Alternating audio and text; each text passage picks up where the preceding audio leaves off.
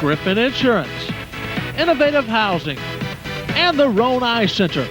And now for all of the live football action, here's Tony Brown and Ron Berry. Welcome to the game of the week from Rockwood and Kingston game.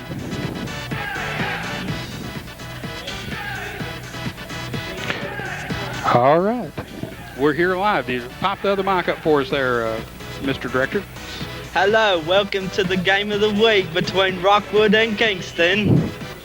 Well, it seems like we've got Forrest Gump. Forrest Gump is joining us right here in the studio here tonight, Tony Brown, and we'd certainly like to welcome old Forrest here. We finally got him in Roan County. We've tracked him down, and I guess he's been, he's been running all over the country from UCLA, I guess, was where we picked him up, and certainly like to welcome him here to Civitan Field in Rockwood for tonight's big non-region game. But Tony Brown, tell anybody that this game doesn't count, and they haven't been in Roan County very long, because this is a game, the newspaper this morning labeled it probably best. It's bragging rights, it's pride, it's all of the above for this game here in the county tonight. We had the first one between Harriman and Kingston. Now this is the second big game between Kingston and the Rockwood Tigers, and this is certainly one that started way back in the summer. You mark it on your calendar. This is the one that you play for nothing but bragging rights, because it doesn't count in the region. Well, Tony, I tell you, this game, even with the Forrest Gumps and all of the other celebrities that are here tonight, and certainly, Tony, as you look around, lots of folks here. The Kingston side already full. We knew it would be. Rockwood side certainly filling up. And the thing is, you look around, Tony, folks that have been out of school here for many years coming back, that's the kind of ball game that you expect. That's the kind of crowd you expect for this one. And we've had a lot of callers, Tony, the last couple of weeks questioning why you play at Kingston. This is why you play at Kingston. Well, you just look across the way here. The parking lots are filled up. The roads are still full with people coming in. And you've got the traditional people standing behind the fence at the scoreboard here. They'll be 6 and 7 deep before this night's over with, and they're expecting a good game. And this is probably going to be one of the better games that both these teams will see during this year, and probably going to be one of the best games in years past. So look for an exciting game here tonight. Both these teams up. Both of them coming in 2-0 into tonight. Both of them have won a region and a non-region game, so it ought to be exciting tonight for the fans and the viewers of Channel 7 and the Johnson Coca-Cola Game of the Week. This football game is one along with the Harriman game that is really special. If you've played in one, it's special. This is probably the first time since 1992 that the Tigers have put together a team, because they've been young. They've had freshmen starting 2 years ago, Tony. So this is the year that we've talked about cycles, the ups and downs in small high school football towns. And this is the year that the Tiger fans have put on their calendar. This is the one they're looking for, and certainly a win here tonight puts the Tiger program back on track for the rich tradition that's been here over the years. Coronavirus is changing the way we live our lives, but seriously injured people still need our help. At OEB, we're committed to helping you no matter what. So, we've introduced a system where we can take care of your case almost completely electronically. You don't have to leave your home for us to start helping you. All you have to do is call. The future may feel uncertain, but we can get through it together. If you're injured, you still deserve justice. Call 546-1111. Call right now.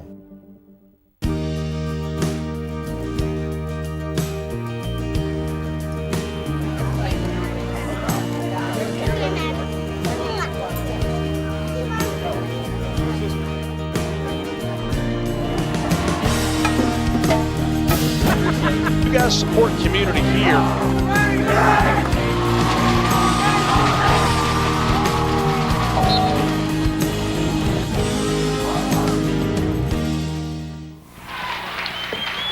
Well, welcome back, ladies and gentlemen, to the Johnson Coca-Cola pregame show for this, our second live broadcast. We're live from Rockwood at Civitan Field, where tonight the Kingston Yellow Jackets travel to Rockwood, and the Rockwood Tigers will play host to this big county game here. I'm Tony Brown, and along with Ron Berry, we'll be bringing you the play-by-play, the only cable vision system in the state of Tennessee, bringing you live football coverage. And we appreciate you tuning in with us. We're back, and we have starting lineups for tonight's game. For the Kingston Yellow Jackets, at quarterback will be senior Brian Krause. At running back, it'll be sophomore Brian Sharp. And a senior Hojo. At tight end, it'll be Stephen Whitty. At the other end will be Marshall Coley. At split end will be Ryan King.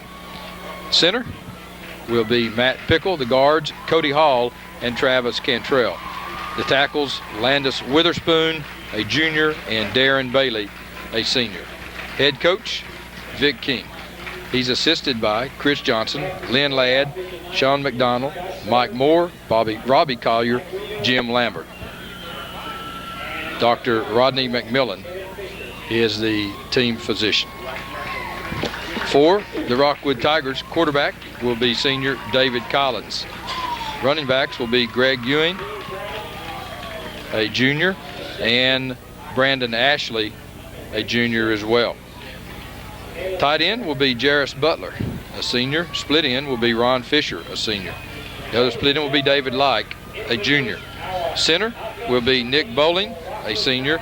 The guards will be Wyatt Wilson, a junior, and Josh Bird, a senior. The tackles will be Jay Metcalf, a senior, and Kevin Fisher, a senior. The captains, as they made, about the captains, have you mentioned those No, yet? sir. Okay, just notice across the way there, before we introduce those, I noticed that one of the captains for Kingston, dressed out for the first time this season, will be number 60, and that's Steve Branham, who's been out with knee surgery. So looking for his first appearance here. The Yellow Jackets have missed him in times past as the Rockwood Tigers come out on the field. You hear the Rockwood faithful standing, welcoming their team 2-0 as they come out onto the field here tonight. So the captains meet at the 50-yard line, and for Kingston, it will be Caleb Strader, number 56. Number 60 is Steve Branham. I see Mr. Kofer, the kicker, out there. His number should be number about 87, Justin Kofer. And who's the other one? I can't see. And We'll get you on in just a moment. Michael Weaver, Fisher for the Tigers, along with Josh Bird. So that's how the captains are lining up, and of course both teams, both coaching staffs, both bands, both student bodies and fans from both communities standing, and for one of these it'll be a long night, Tony, because they'll be standing a lot, as both of these areas are very, very excited about this football game tonight. Okay, we're going to go to the 50-yard line now as the officials are flipping the coin. The coin flip is there, as you can see. And we're waiting for the indication from the officials. And we've got the officials for tonight's game. If you can read those, I'll watch the players here just a moment. Referee is Ron Ingram. The umpire is John Stair. Line judge is John Bill. And the linesman is Tim Borum. Back judge Jeff Kidwell. And the electric clock operator Joe Weaver. Well, it looks like Kingston has won the toss, and they have decided to decline until the second half. So Rockwood will have the opportunity here, I'm sure, to go on offense first, as the officials still consulting with the captains at the 50-yard line. Rockwood will be defending the south goal.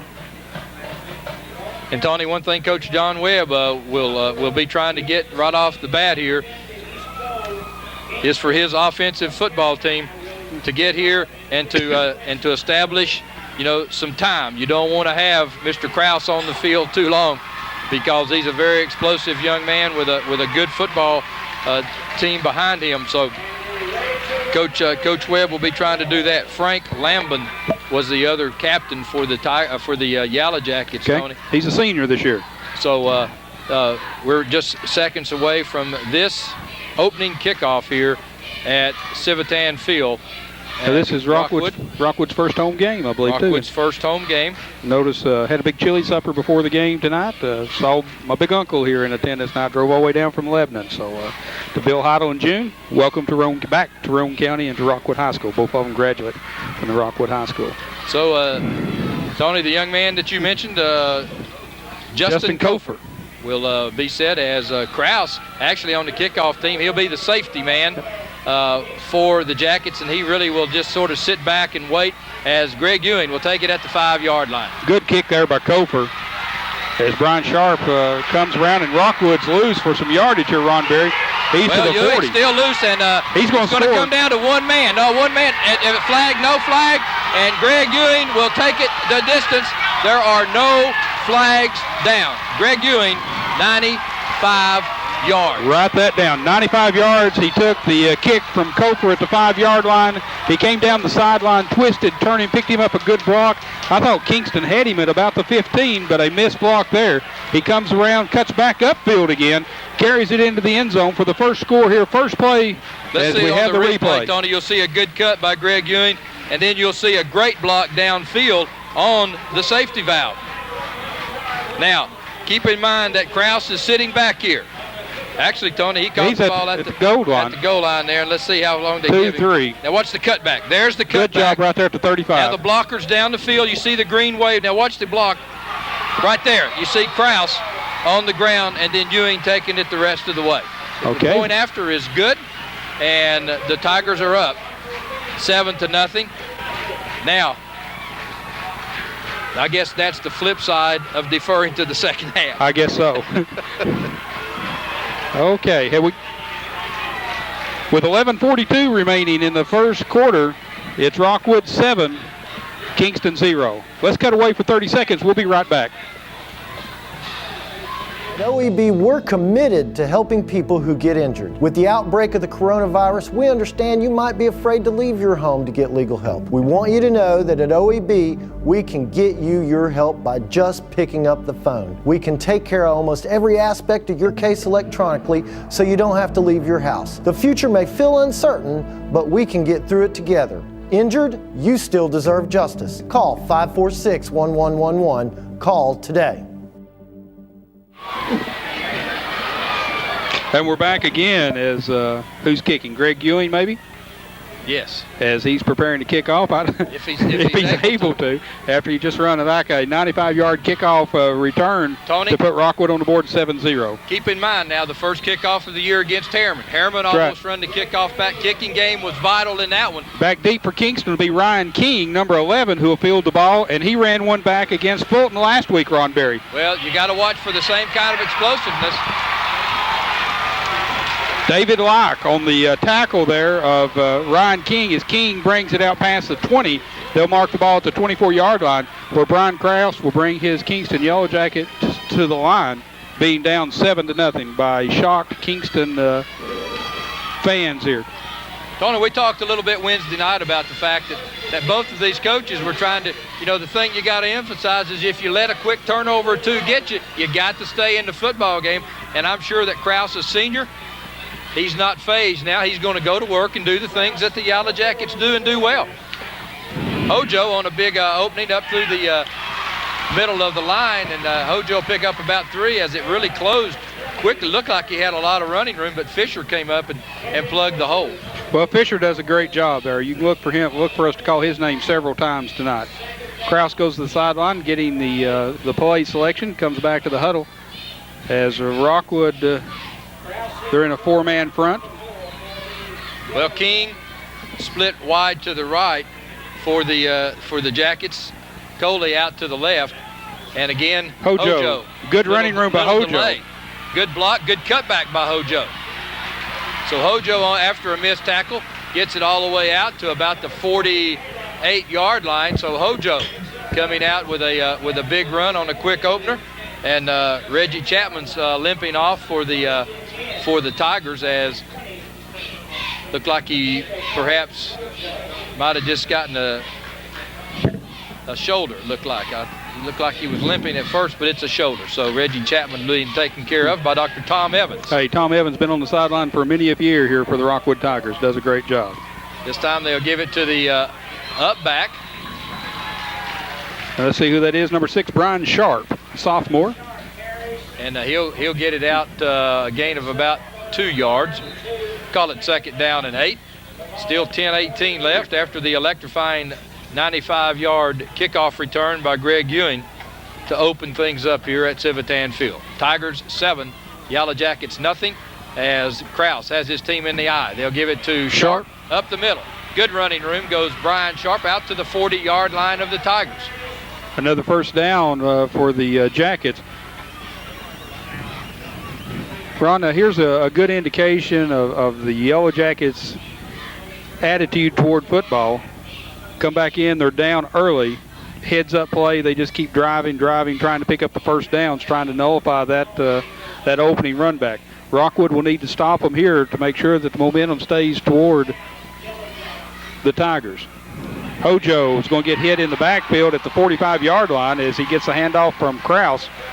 And it's still a senior, 175 pounds, 6-footer, comes in and throws him for a loss. That's going to bring up second down and 15. Tony, all the way back to the 45-yard line. And as you were talking, Tony, this is the maturity, and this is the mark of a good football team. When you let something go wrong right off the bat, no reason to panic. They got right back in their game plan, and Sharp around the left side this time will pick up about the 5 that they lost. Be a big third down play this time. But that's why you like those senior quarterbacks, Tony. Get in the huddle, take charge, and do the things that your football team does well, and you just take it one play at a time. You don't try to get caught up, on one play. McElhaney on the stop for the Tigers. Chapman still being administered to by Dr. Evans. He's taking his pads off, still checking his shoulder. Kingston to the line. Kraus hands off to Hojo. Hojo carries the ball down to the 35-yard line, short of the first down by about 5 or 6, depending on the mark. That's going to bring up a fourth down and about 6, about Tony. 6, it appears. And Coach Wilson King on the stop. King with a decision here. Well, not a no decision. He's going for it. They're going for it. Because you're at the 35. A punt probably goes into the end zone. You You're get back out at the 20. For a, That's right. For a field goal. So it'll be a big fourth down play for the Yellow Jackets. All right, Coley, number 7, and King left. They're split to the right, both receivers to the right. Back to pass is Kraus. He's looking for Coley. Coley has it at the 25-yard line. That's good for the first down as he carries it and is knocked out of bounds at the 22. The officials say no, he's still in bounds, but they'll stop the clock to move it. They're going to mark it at about the 23-yard line where it'll be 1st and 10 for the Yellow Jackets. Tony, and he was wide open out into the flat. Somebody lost him for a little bit. Good play by Kraus to get him the football, but he was wide open out in the flat.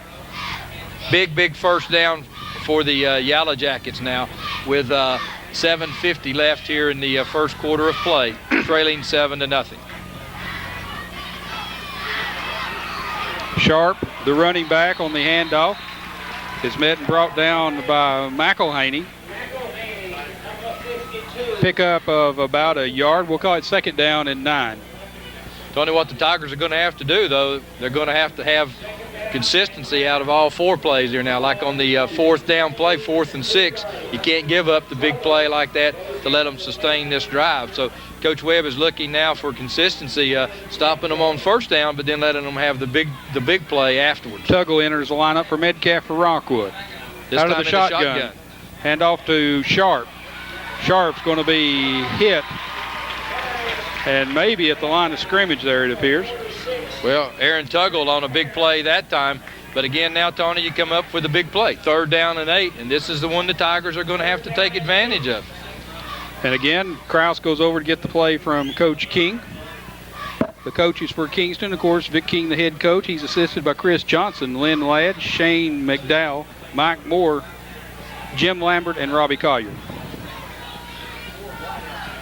So they got trip right-outs now to the left. Kraus, quick screen out to King. On the flat to King. King has the first down. King has the touchdown. Touchdown, Kingston, and that 23 will be yards. 23 yards. So complete to Ryan King from Kraus. King, a junior for the Yellow Jackets, doing a good job as at the 6:22 mark. That makes it Rockwood 7, Kingston 6. As we have a replay, Ron, you see Kraus coming back with a little pass over to King. King will scamper 23 yards into the end zone for the touchdown for the Yellow Jackets.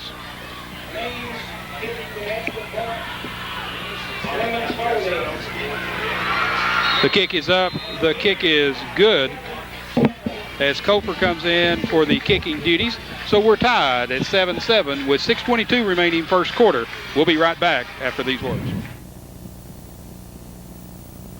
Everyone knows OEB helps people who get hurt when someone else is negligent. But with the coronavirus pandemic, you may be afraid to leave your home to get the legal help you need. As always, we're committed to keeping you and your family safe. So, we want you to know that we can handle your case almost completely electronically. All you have to do is call. The future may feel uncertain, but we can get through it together. Call 546-1111. We're here for you. 546-1111. Call today.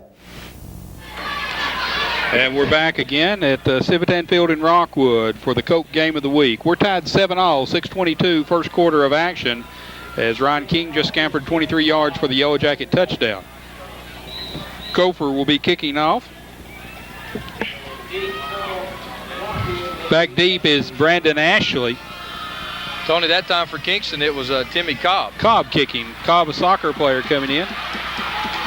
It's Brandon Ashley, the ball carrier, as he carries the ball down to about the 34-yard line, where it'll be 1st and 10 for the Rockwood Tigers. Ryan Sharp on the tackle for the Yellow Jackets. So Coach King, I guess, looking for a shorter, higher kick that time to try to keep the Tigers from having an opportunity to get too much running start there as the deep kick would allow, Tony. Anyway, the Tigers now go to work with their first offensive play of the evening in the I formation. Collins on the keeper. Back to Ashley on the option play, and Ashley cutting back is in the clear. Ashley has Brian Sharp, Klaus to beat, and Ashley will leave him and score. No flags down, and on the second offensive play, Brandon Ashley will go 36 yards.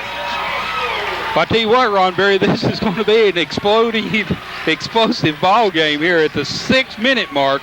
Rockwood scampers in for the touchdown, makes it 13-7 as Brandon Ashley, number 1, carries the ball for what? Have you got that? 66 yards. 66 yards as we've got a replay. Our screen's kind of fuzzy up here, guys, if that means anything. We apologize for the technical problems we're having with the cable system. As you see, Ashley running into the end zone for the touchdown.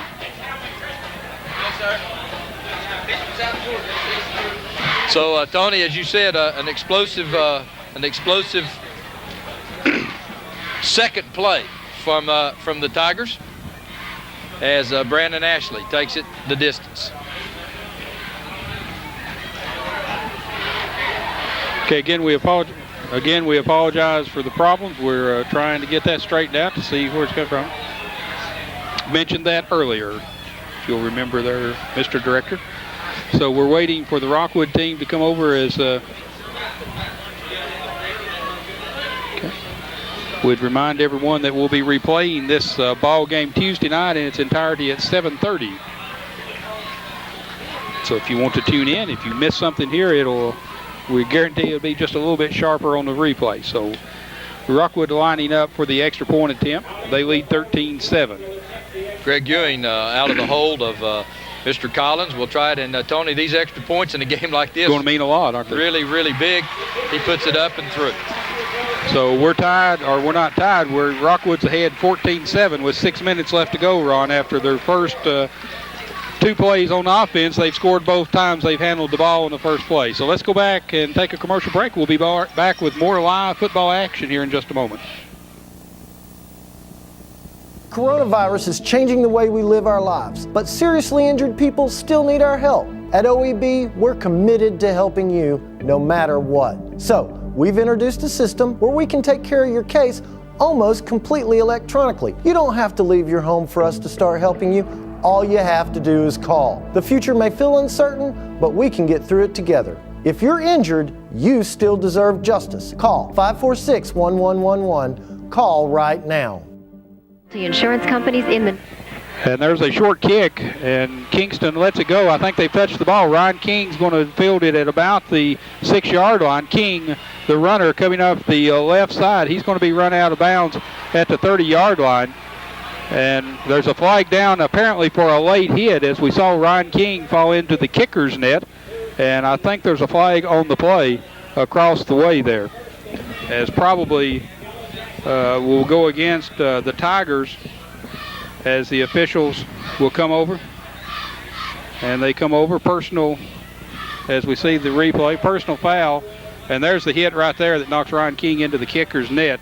So that penalty will be against Rockwood as the officials gather the ball and step it off. They'll mark it at about the 44-yard line, 43-yard line after the personal foul. So that'd be a 15-yard penalty at the 5:51 mark. First quarter, Rockwood leads 14-7 over the Kingston Yellow Jackets. Tony, I don't see Reggie Chapman back in the lineup yet for the Tigers. Has he gone to the locker room? Well, I couldn't see. I saw him talking to Dr. Evans there a while ago. Don't see Dr. Evans either.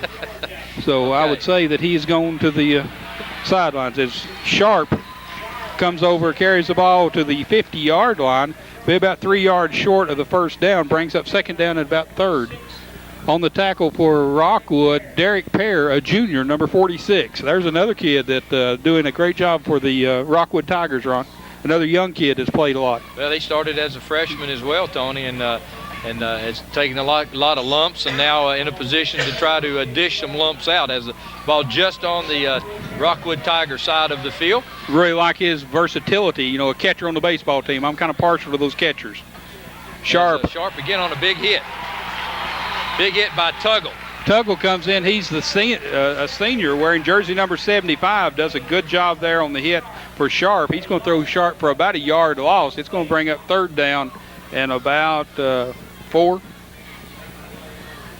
That's the second big play for Tuggle now tonight defensively, and also at a defensive end position that time, Reuben Reynolds waiting in the wings. But another big play for the Tigers on third down. They've had Kingston in several big third down situations here tonight already, Tony, and so far the Yellow Jackets have been able to overcome. As Hojo. Again, it'll be a first down run by Hojo. He get it all the way down to about the 38-yard line of the Tigers, and again, Kingston comes out with a big third down play. Looking across the way at the Tiger den there, I think I saw Mr. Chapman going, the father Chapman going into the dressing room there a while ago. So 1st and 10 for Vic King's Yellow Jackets with 4:21 left, first quarter of play, 14-7. Tigers out front. Kraus faking, looking to throw. Trying to set a screen up, he'll throw it away. Good play that time as Fisher was applying a lot of pressure, and Tuggle had gone out into the flat where they were trying to find a Sharp was the intended receiver. Kraus doing a good job throwing it into the ground. Well, they had 2 wideouts over to the right side trying to fake the defense off of the Tigers, but nothing doing. Second down and 10, 4:09 remaining. Rockwood leading 14-7. Again, they got 2 split outs over here in King and Coley. Back to pass is Kraus. He's looking for Coley, goes deep, and it's going to be intercepted by Brandon Ashley at about the 20-yard line. Ashley's loose. He's got some blockers. Marshall Coley's going to run him down from behind. Tony, that ball was thrown just a little behind and a little high. Ashley sitting back, waiting, made the interception first, then took off. A lot of green shirts in front of him. And Coley, with a good tackle, chased him down the sideline, as you'll see out of the I formation. This is a replay. Now, Coley is open to the side, but Kraus goes to the intended receiver, number 11, who's King. Ashley goes up high. He gets it, missed tackle there, comes in, number 7 there, Marshall Coley, traipses him down, finally gets a hold of his heels at the 40-yard line to save the touchdown run. Collins, the quarterback for the Tigers, out of the I. That's Pear fumbling the ball. Yellow Jackets have it? I think so, Tony Brown. I believe so. As Pear was the ball carrier, it was stripped away, and the Yellow Jackets come up with it on about the 32-yard line. So 2 turnovers in 2 plays, Ron Berry. Well, Tony, they had Brandon Ashley on the sideline after the interception, the long run. They had brought Pear into fullback and had moved Ewing to tailback. Here's Collins, the quarterback, on the replay. Pear hands off, and number 76 causes that for Kingston, and that is Bailey, Darren Bailey. So the Yellow Jackets get it back. Just about like a punt would have been, Tony Brown, all the way back to now the 32-yard line. 2 wideouts left. Kraus coming right back to throw, a little wobbly over the head of King that time. Well, I tell you what, Kraus had a lot of time that time, and Greg- King had good position. Greg Ewing had collided with another player over there, or he'd been in possession to intercept that ball, Ron Berry. Again, it was overthrown as it was intended for King. 3:39 first quarter action here at Civitan Field. Rockwood leading 14-7. You're watching Channel 7, the Johnson Coca-Cola Game of the Week, live, a production of BBB Communications.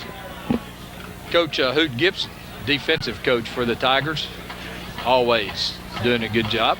Quick pitch out to Hojo on the left side. Hojo across the 35, breaking some tackles and still on his feet all the way down to the Kingston 49-yard line. Wyatt Wilson on the stop. Wilson, a junior. So first down, good running there by Mr. Hojo. 3:28 left, first quarter of play. 14-7, Tigers with a lead. And the Yellow Jackets will send out wide to the right. Ryan King, Marshall Coley in the slot. I formation, Kraus back to pass.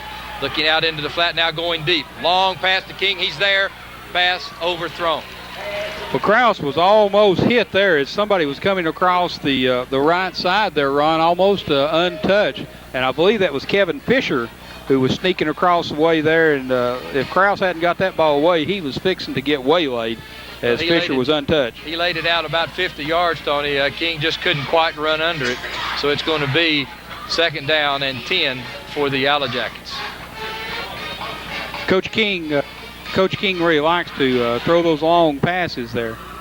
So look for that play again, Ron. Well, and look for him now, though, to come back, Tony, and perhaps hit the slot man or hit one across the middle. Coming into the ball game will be Ben Alley. As this time they give it up the middle and a big running room. Brian Sharp, good job. He literally tries to run over Ewing out there, and so it'll get it all the way back down to the Tiger 33-yard line. Big run that time by Brian Sharp. And again, Ron, as we said, he's just a sophomore, scored 3 touchdowns against the Fulton team last week, so really stepping in, doing a good job for Coach King. So we've got 2:56 left here in the first quarter of play. 14-7, Tigers over the Jackets. Jackets with the ball, they're on the move. After the fumble recovery, Hojo into the secondary, and he'll get it down, his knee probably down around the 22-yard line.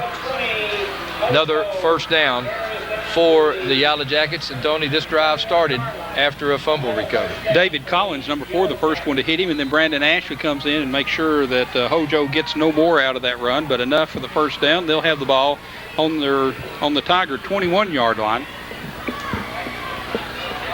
where it'll be first and 10. 2:27 remaining, first quarter of action. Kraus, the quarterback. First man Sharp again. And this time on the right side of the Tiger line, McElhaney is there. McElhaney been doing a good job for the Tigers. So once again, Tony, on first down, generally the Tigers have done a pretty good job. They find the third downs are the ones that are really causing them the most trouble. We're trying to keep Kingston under control. But now in a split backfield, Ben Alley in the lineup for the Yellow Jackets, number 10, as he's split right, Coley left, and it goes to Coley. Coley's going to be complete. He's going to be knocked out of bounds. What are they saying? Don't see an indication from the official yet. Well, they're saying out of bounds, Tony, at about the 3-yard line. Okay, the official kind of late. I don't know what he was looking for, unless it was his beanbag to mark the ball instead of marking it with his foot. The other official still looking to see what his indication was. So that'll bring up first and goal to go for the Yellow Jackets as the pass from Kraus to Marshall Coley complete. Tony, coming into the football game for Kingston is Luke McCamus, a sophomore. He scored a touchdown last week. As the Yellow Jackets now will, well, on quarterback sneak. And it'll be second down right at the goal line. Well, I'm getting these phone calls from up around the west as we've got a baseball game going on up there. Trying to check in on the score. Some of the faithful from around Kingston playing in a tournament this week. So it's going to be second down and less than a yard for the touchdown as the Yellow Jackets Full house in the backfield, and again, Kraus on the quarterback sneak. If he went forward at all, he's got to be in. Well, they're saying third down, so they're saying that yes. Kraus didn't get in. I don't see how. Yes, go ahead. I don't see how he could have had any forward progress and not get in. But let's see. Kingston right up against the goal line. So any forward progress at all, and look for Kraus to probably try the same thing, because any forward motion at all is going to get the Yellow Jackets in the end zone.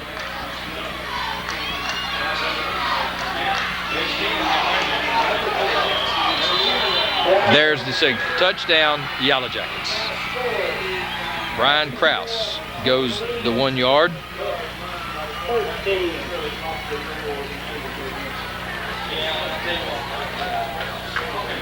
And the Yellow Jackets with 12 seconds left here in the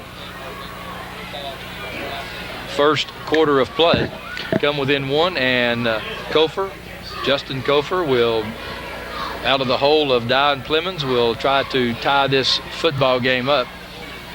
Dylan Plemons, the holder, got a brother playing up at UT, Ron. And Tony, that was a great drive by the Yellow Jackets that time on the fumble recovery, taking it down the field. It was on about the 32, 33-yard line of the Yellow Jackets, and kick is up, and the kick is good. So we're tied now with 12 seconds remaining in the first quarter of action, 14-all. Ron, let's take another commercial break. We'll be back for the kickoff with 12 seconds remaining after telling you once again the score: Rockwood 14, Kingston 14.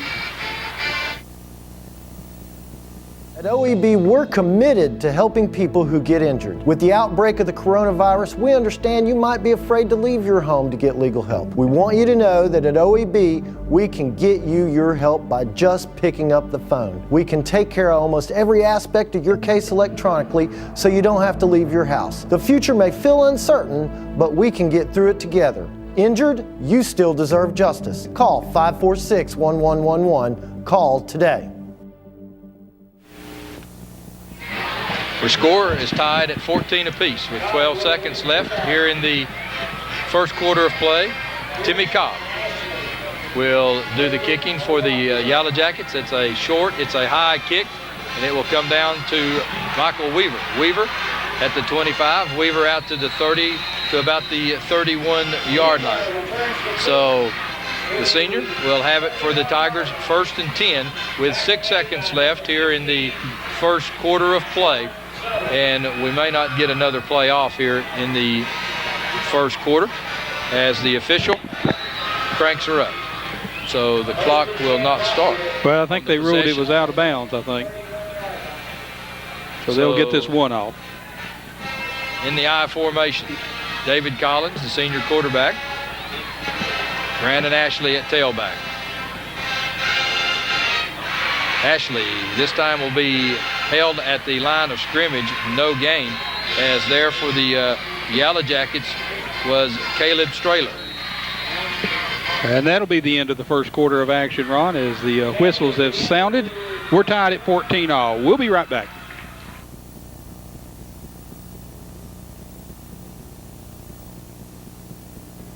Everyone knows OEB helps people who get hurt when someone else is negligent. But with the coronavirus pandemic, you may be afraid to leave your home to get the legal help you need. As always, we're committed to keeping you and your family safe. So, we want you to know that we can handle your case almost completely electronically. All you have to do is call. The future may feel uncertain, but we can get through it together. Call 546-1111. We're here for you. 546-1111. Call today.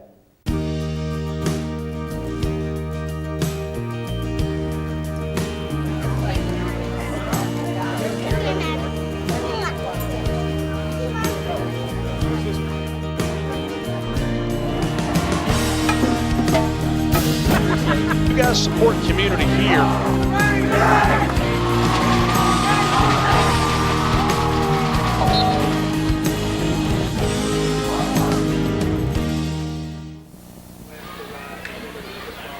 Well, Ron Berry, we're back here at the live action. Looks like we've got an official timeout for some reason. Don't really know what we're doing. The officials have stopped things here, so I don't know if the clock is not reset or what we're doing. And I see Mr. Chapman coming back out with a sling on, Ron. Got an equipment. Okay. See Dr. Evans and Reggie Chapman coming back from the dressing rooms. If we can get a shot of that over there toward the goal line before we start here.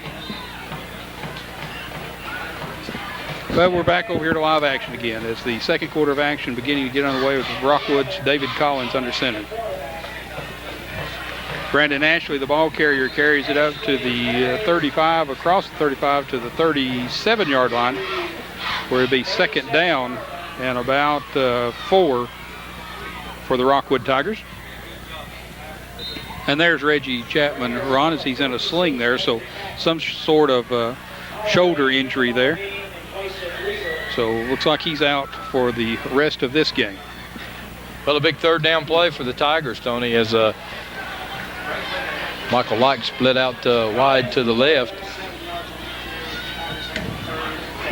Holloway to the right. Collins on the screen. A good screen set up as Greg Ewing has the football, and Greg Ewing still on his feet.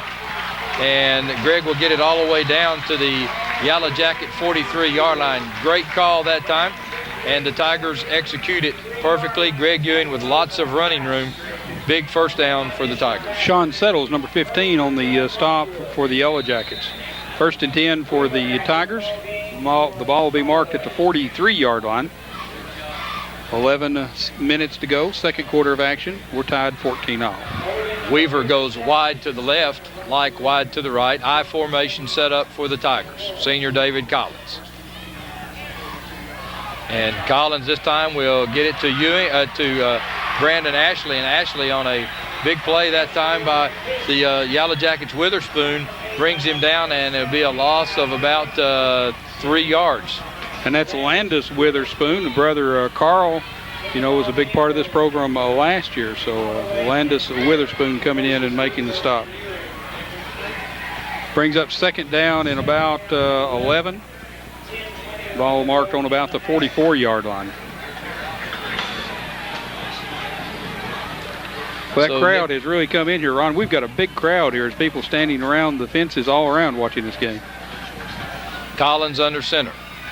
This time Pear, the fullback, and Pear gets it, and Pear will carry it across the 45. He'll get back down to about the 43-yard line. It's going to be another big third down play for the Tigers. Darryl Frog and Wes Bunch on the stop then for the Yellow Jackets. Number 23 is Frog. There's another brother that's got a brother on the UT football. Sammy Frog may have an opportunity. I understand they've been looking at him as a punter after last week's punting situation, not the best. Like and Weaver out to the right. Quick pitch, Brandon Ashley. Ashley up the field. Ashley across the 35. Going to be awfully close. It will be a first down. They get the mark. It'll be marked at about the 31-yard line. First and 10, Rockwood, and give that one as Brandon Ashley really accelerated quickly up the field. Not east and west. He got up the field, very quickly accelerated and got the first down. First and 10 Tigers with 9:12 left here in the first half of play. This ball game tied 14-all. Again on the tackle combination of Bunch and Frog. That time they set Ewing off in a little slot, got him an extra blocker out in front. Quick play. Davey Like split way out to the left this time, Ron. Collins. Kingston with the 7-man front. Is going to be hit. Now he pitches it back to Brandon Ashley, and Ashley's in trouble. The whole Yellow Jacket line that time, and really somewhat of a risky pitch that time, but David Collins got rid of it, but still going to be a loss of about 3 yards. Well, Cody Hall blitzed in there then, doing a good job putting him under pressure, and then Luke McAmus comes in and takes care of him along with Frog.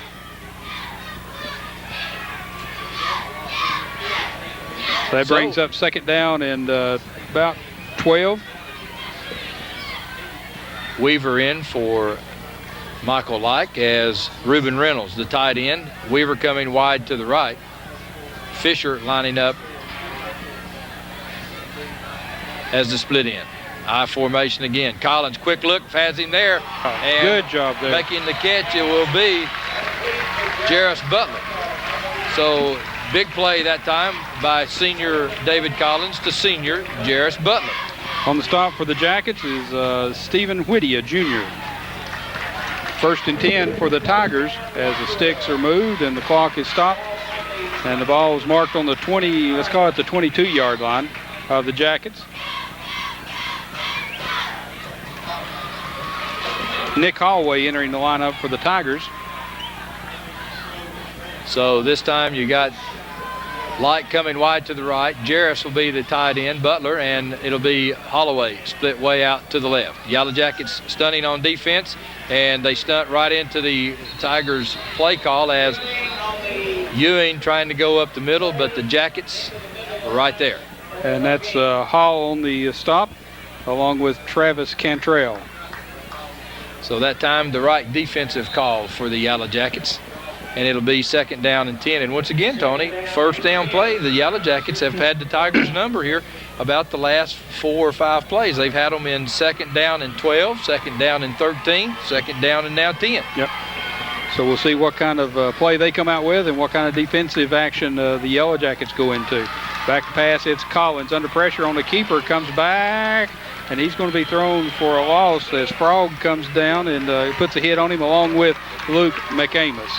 Well, that time, Tony, Collins got to the end and probably didn't get a good read there as the play developed.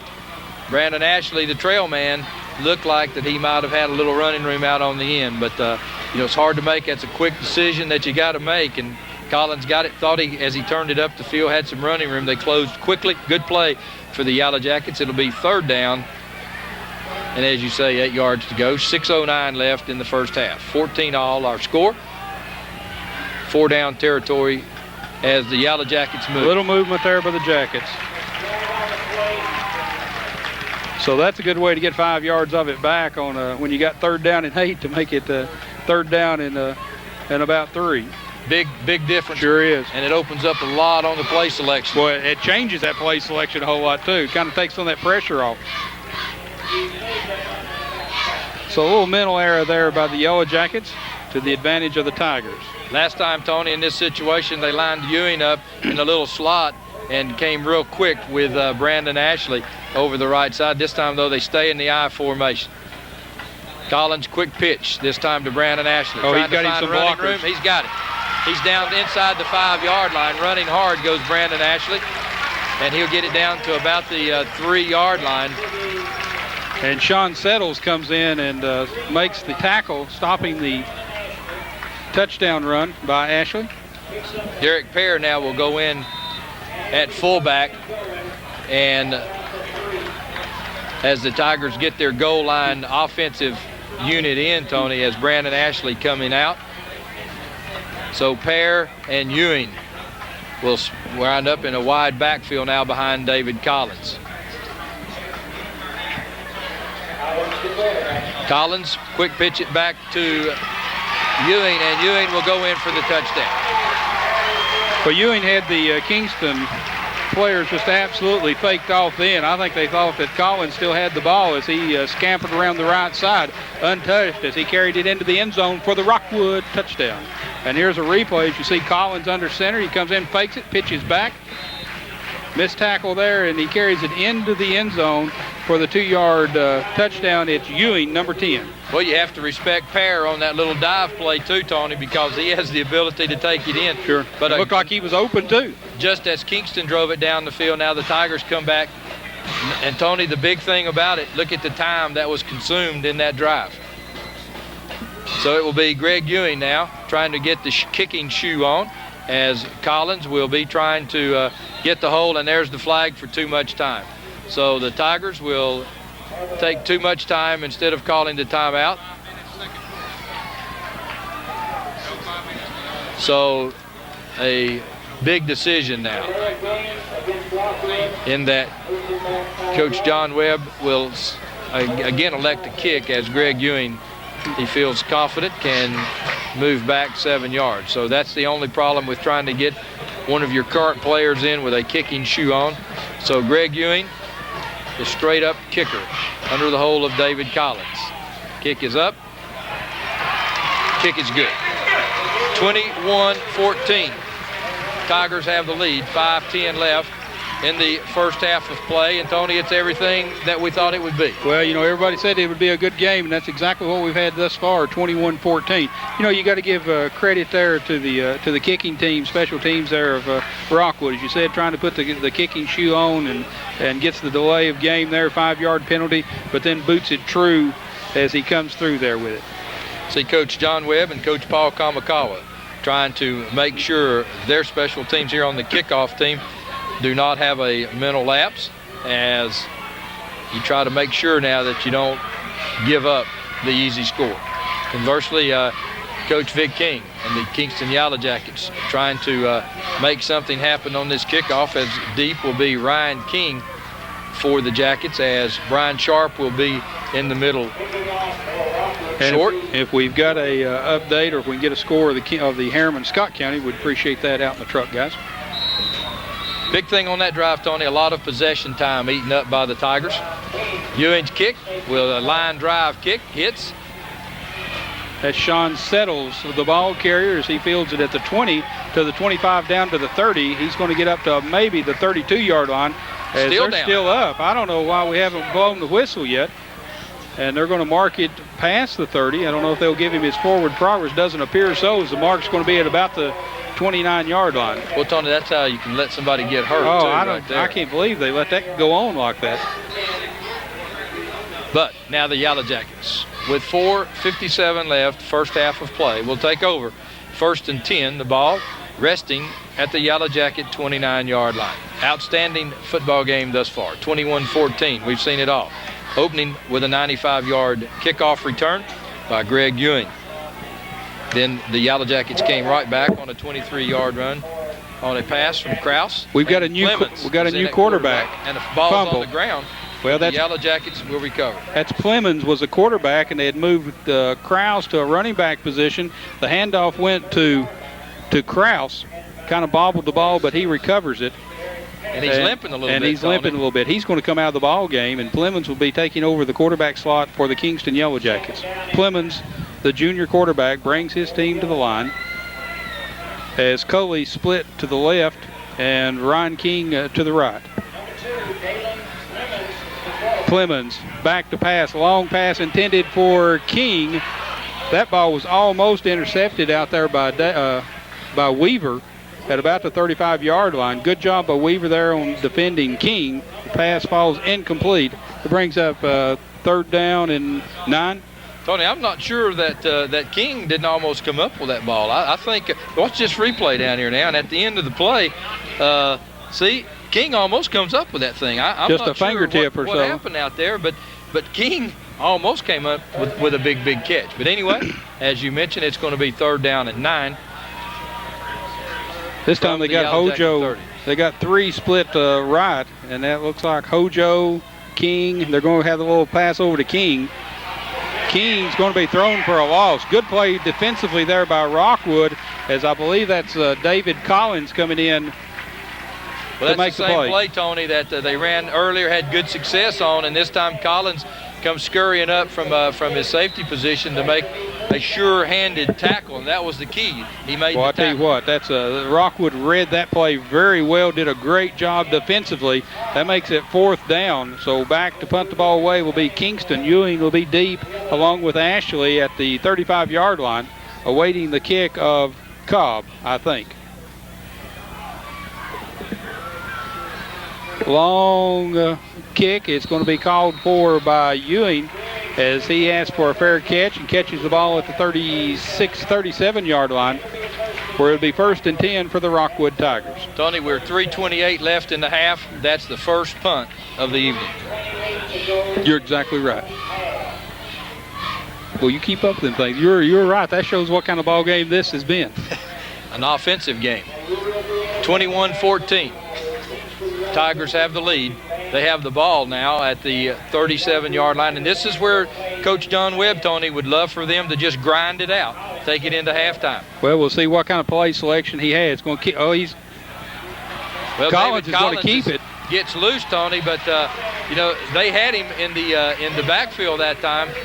Darren Bailey had him and couldn't wrap him up in the backfield, but instead he comes in and picks up about 8 yards. Going to be 2nd down and 2 as Darrell Frog, number 23, finally brings him down at about the 45-yard line. Tony, that's the difference in 2nd down and 9 than 2nd down and 2. That's right. Again, play selection. And again, running some of the clock off with 2:57, staying on the ground again. Handoff goes to Ewing. Ewing comes up to the 47-yard line, where he's met by the interior of the Yellow Jacket line.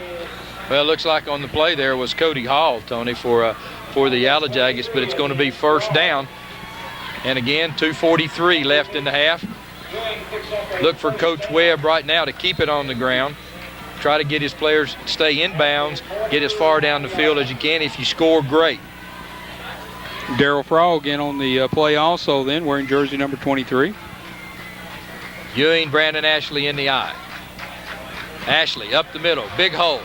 Gets it all the way down to the Kingston 42-yard line, where once again, Brandon Ashley just on a quick opener, just busting through the front in the center as Strahler on the tackle for the Jackets. But again, Tony, very close to a 1st down. Caleb Strader, the senior, also being helped by Luke McAmus, a sophomore. 2nd less than 1. Look for Collins maybe to just keep it and try to get the 1st down. 2 minutes remaining in the 2nd quarter. Going back to pass. Pass is intercepted by Luke McAmus of Kingston. Luke has got him some running room. He's still loose. He's still going. He's going to score. Luke McAmus carries the ball to the 20, 15, 10, 5 into for the touchdown for the Yellow Jackets on an interception with 1:41 remaining. 2nd quarter of action here at Civitan Field as Luke McAmus, the sophomore, intercepts and carries it into the end zone. Our score now, Rockwood 21, Kingston 20. So Ron Berry, an offensive battle here all the way for both of these fine teams. Well, Tony, 141 playing here. Second, I thought we may see Collins on a quarterback sneak instead. With 2 minutes to go, look here at McAmus. Now watch this block here. Good move there. 1, block. 2, 3. And here he's going to the races. So he carries it in. Good job. Well, it's a 40.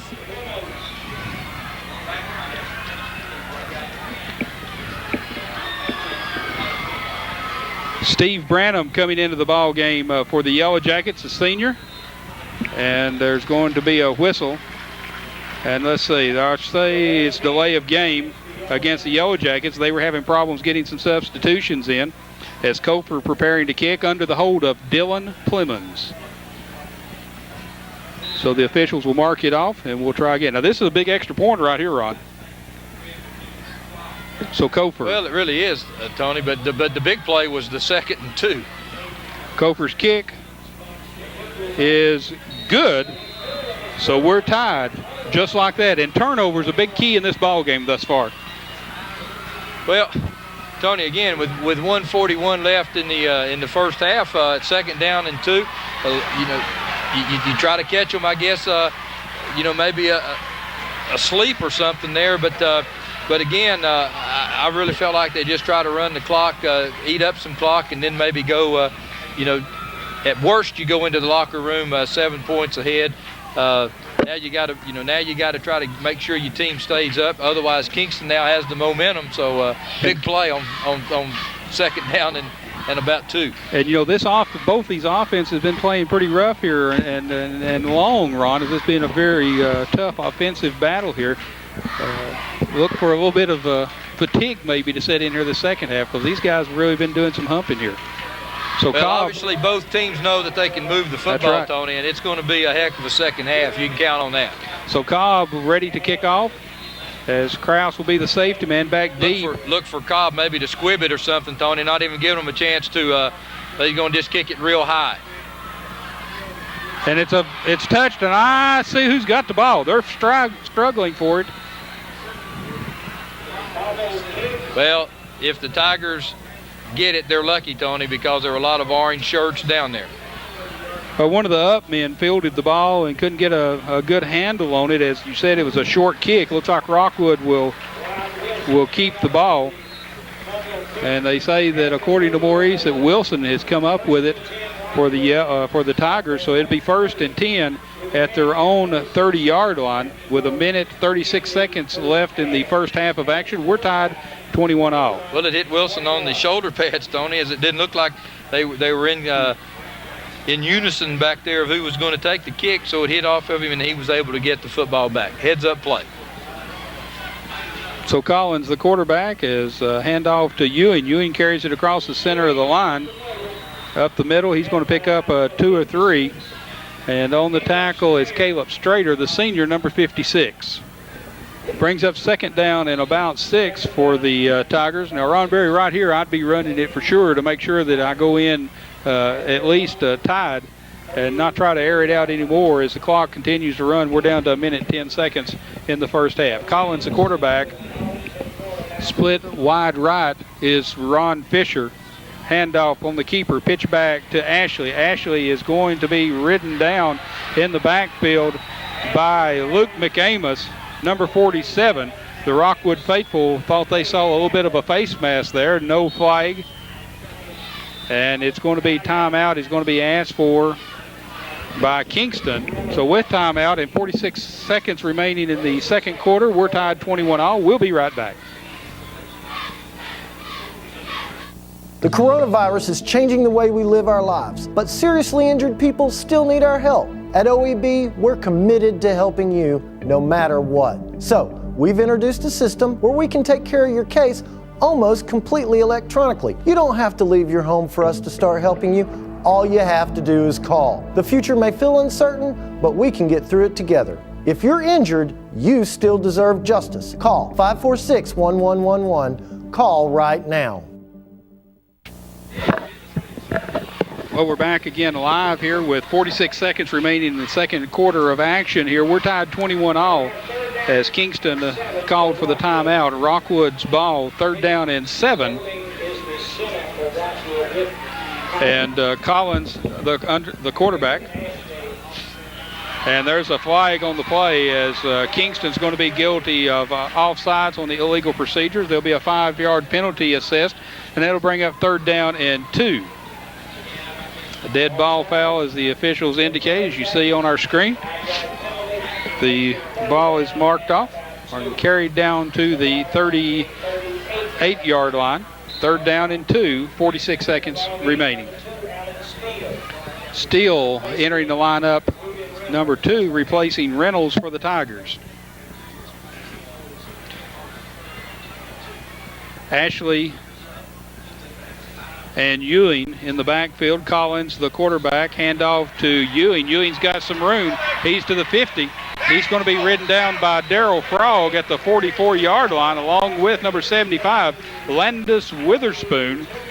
38 seconds remaining as we'll move the sticks, start the clock again. to be 1st and 10 for the Tigers as they try to get into a hurry-up offense here. Now they're calling timeout. So with timeout, 34 seconds remaining. We're tied 21. We'll be right back. I was out with some friends.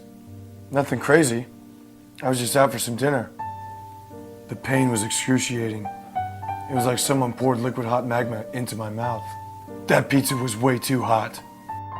I couldn't even enjoy my leftovers. Somebody's got to pay. If you've been injured, call us and let us turn your wreck into a check. Picks up real well. We're back again. I was trying to get a little, get the band director here, Mr. Zach Williamson, cranked up here for the halftime festivities here.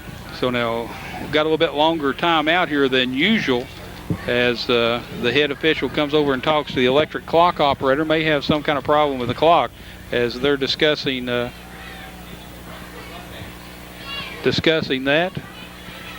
So let's see what it is as the official now goes over and talks to Coach Kamakawa, looking for Coach Webb. There he is. So don't really know what this is about unless there's a malfunction in the clock, and don't know.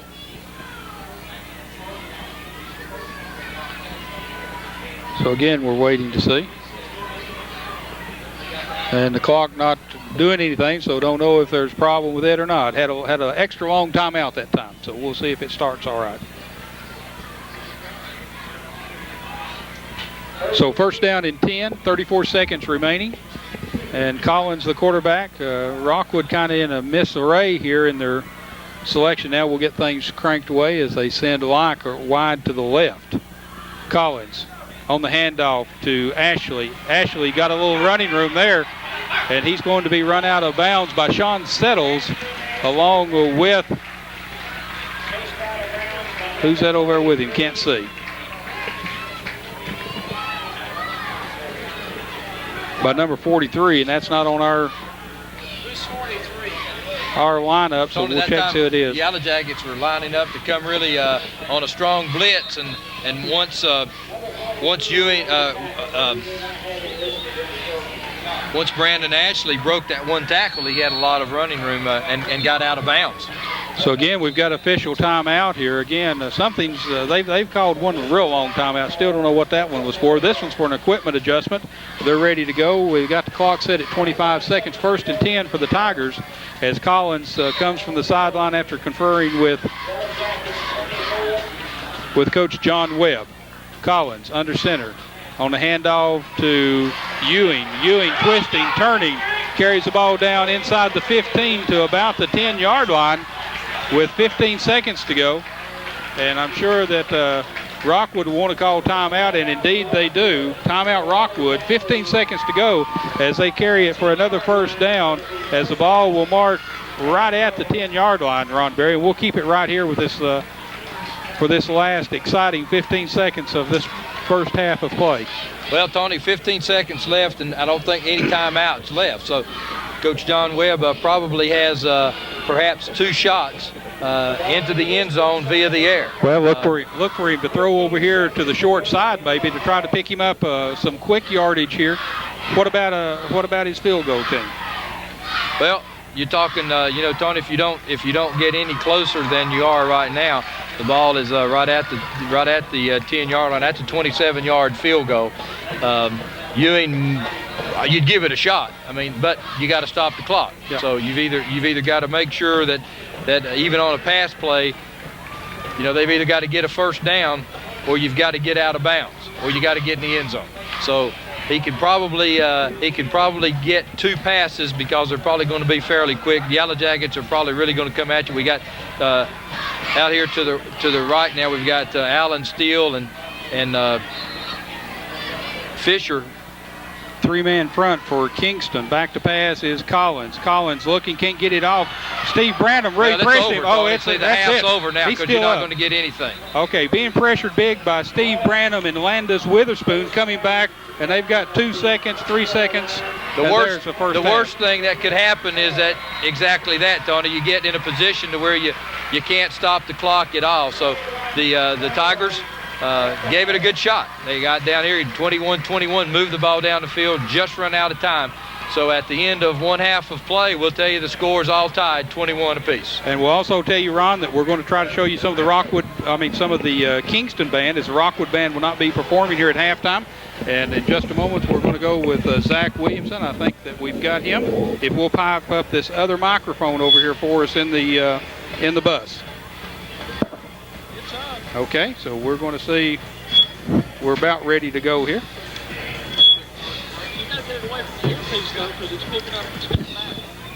Well, we've got 2 or 3 earpieces over here. That was the problem. We're just trying to.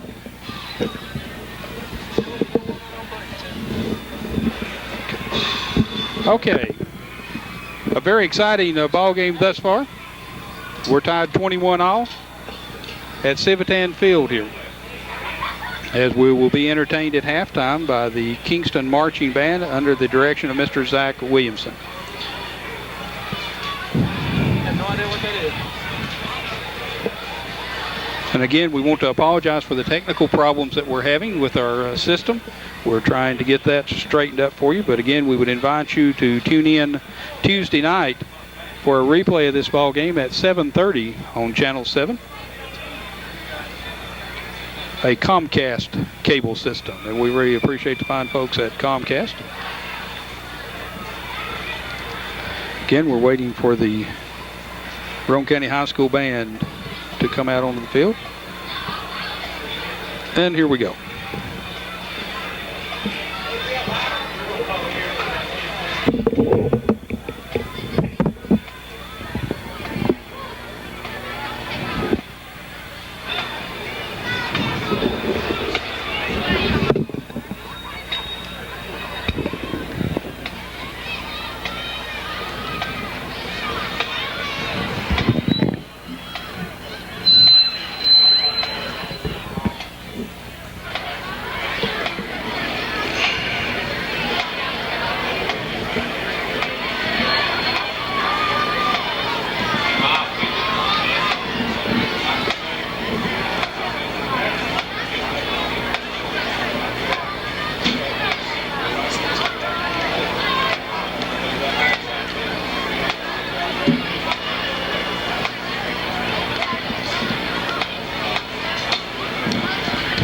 Ladies and gentlemen, presenting the Roane County High School Band under the direction of Mr. Zach Williamson and Miss Julie Stout.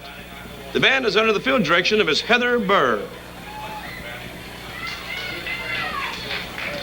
Our band officers are Mr. Jason Dooley, Captain, Mr. Colin Gerberding, Lieutenant, and Mr. Robert Sled, Sergeant.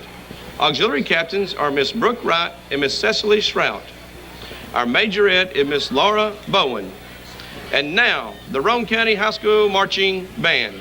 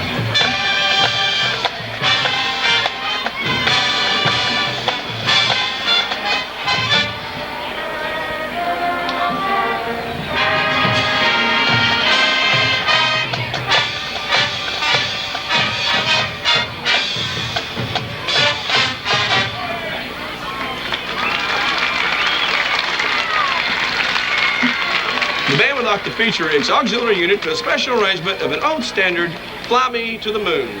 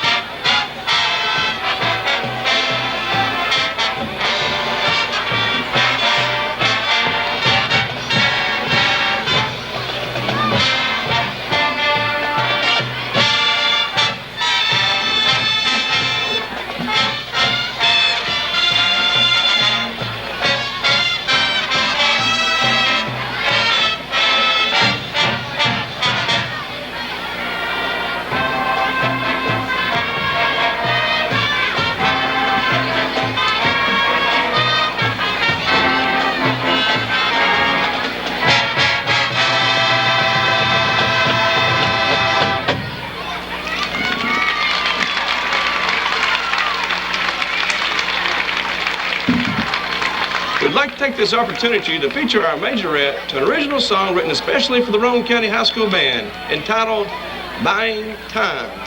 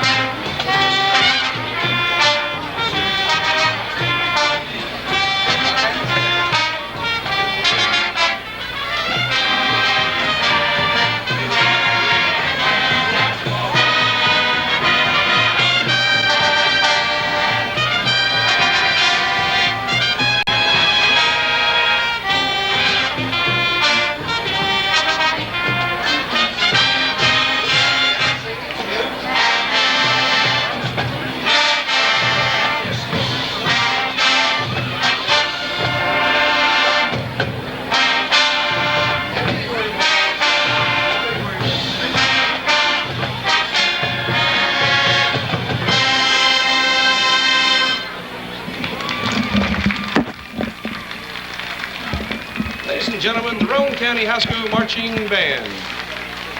And a great job by the Roane County High School Marching Band. We're going to go into a commercial break now after telling you the halftime score at Civitan Field, 21 for Rockwood, 21 for Kingston. We'll be right back.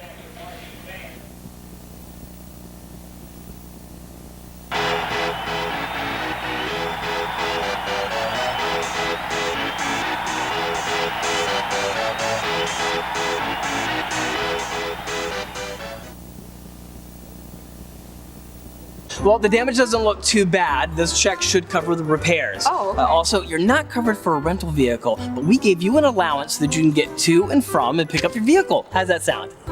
Sure. Great, fantastic. If you could sign right here, and then you can get on with your life.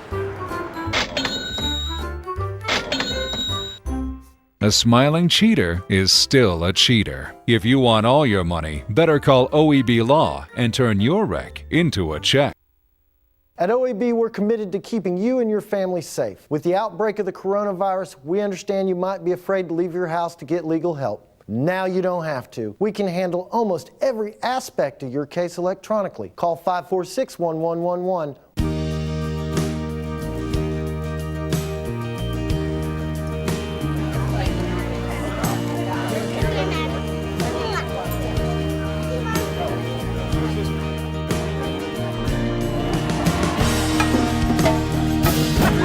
You guys support community here.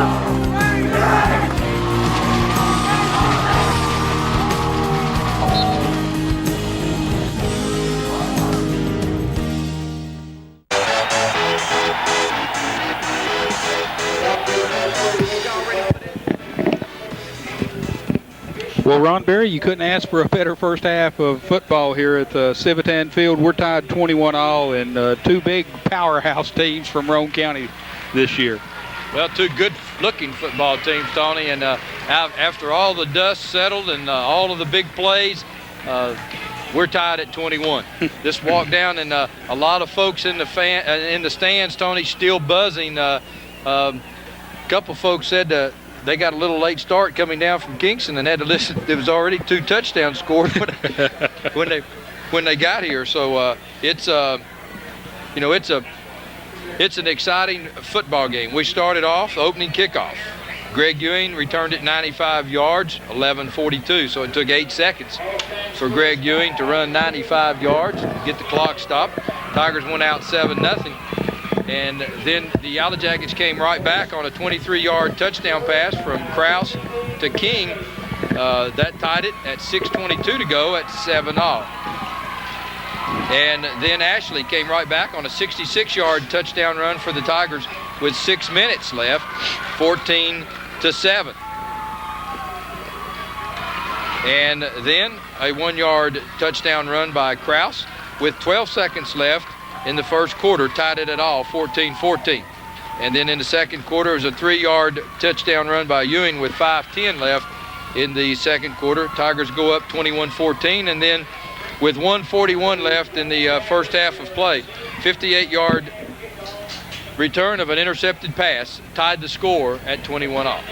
Well, Ron, the Captain Bird and Lamberdine go out to the 50-yard line, and the exchange of handshakes with the official. Kingston will have the opportunity for the first offensive play in the second half, as they won the toss early in the ball game and deferred the possession until the start of this half. We're tied at 21-all. We're getting ready to get things cranked up, as kicking will be Ewing for for Rockwood back deep.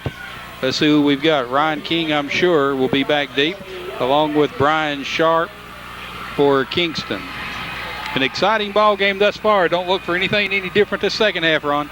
Well, Tony, I'm sure both coaches said, hey, boys, it's been wild and willy. You're just going to have to, you got to go back and you got to go mistake-free the rest of the way. The kick is going to come out of bounds to start the second half. So the Yellow Jackets will start on their own 35-yard line if they so choose. And Tony, as we were saying, both of these coaches have got to get across to their teams now. The Tigers have got to continue to play heads-up defensive football, and the Yellow Jackets, stay with the game plan that's produced excellent results thus far. We've had one punt in this football game, and both of these teams, Tony, have done a good job of keeping the other team to a very small gain on first down. There's been a lot of 2nd and 12s, a lot of 2nd and 8s and 9s in this game. So Kingston has elected to penalize the Tigers and have them re-kick it. So they think that they can get beyond the 35-yard line. So they'll be kicking from the 35-yard line. Again, it will be Ewing teeing the ball up, and King still deep. And this time he's at about the 15, 17-yard line, somewhere thereabout. Tony, it looked like that Ewing was trying to kick it squib type.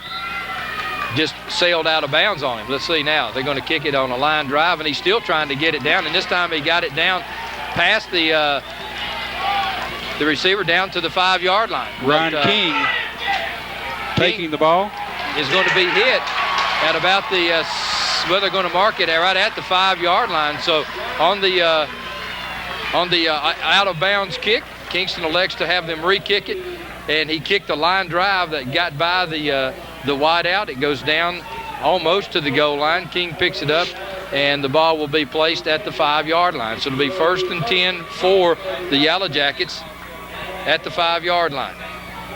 A big play there by the Tigers, getting it back down there.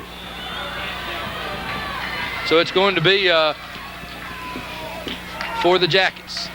They give it to Hojo, and Hojo cannot get around the right side as the Tigers. I believe they fumbled the ball. Well, the Tiger players are calling for a safety, Tony. I really couldn't see. They're going to mark it, though, outside the goal line. I saw a safety signal go up, but it was a Rockwood player, not an official. I thought they had fumbled the ball the way everybody was going after it there. No, they're going to mark the ball back out at about the 2-yard line. 2-yard line or something, yeah. Lots of activity going on down there. There's a replay coming up here. Well, it wasn't a replay. Here we're going to live action. Camera light. Okay, here's the replay. As you see there, hitting a driving back into the end zone, and the Tiger players showing safety. Well, while we were away on that replay, a pass to Marshall Coley, and thinking that the Yellow Jackets in trouble, Coley comes up with it, carries the ball down to the 25-yard line, where it'd be 1st and 10 for the Yellow Jackets. Well, Tony, again, senior quarterback.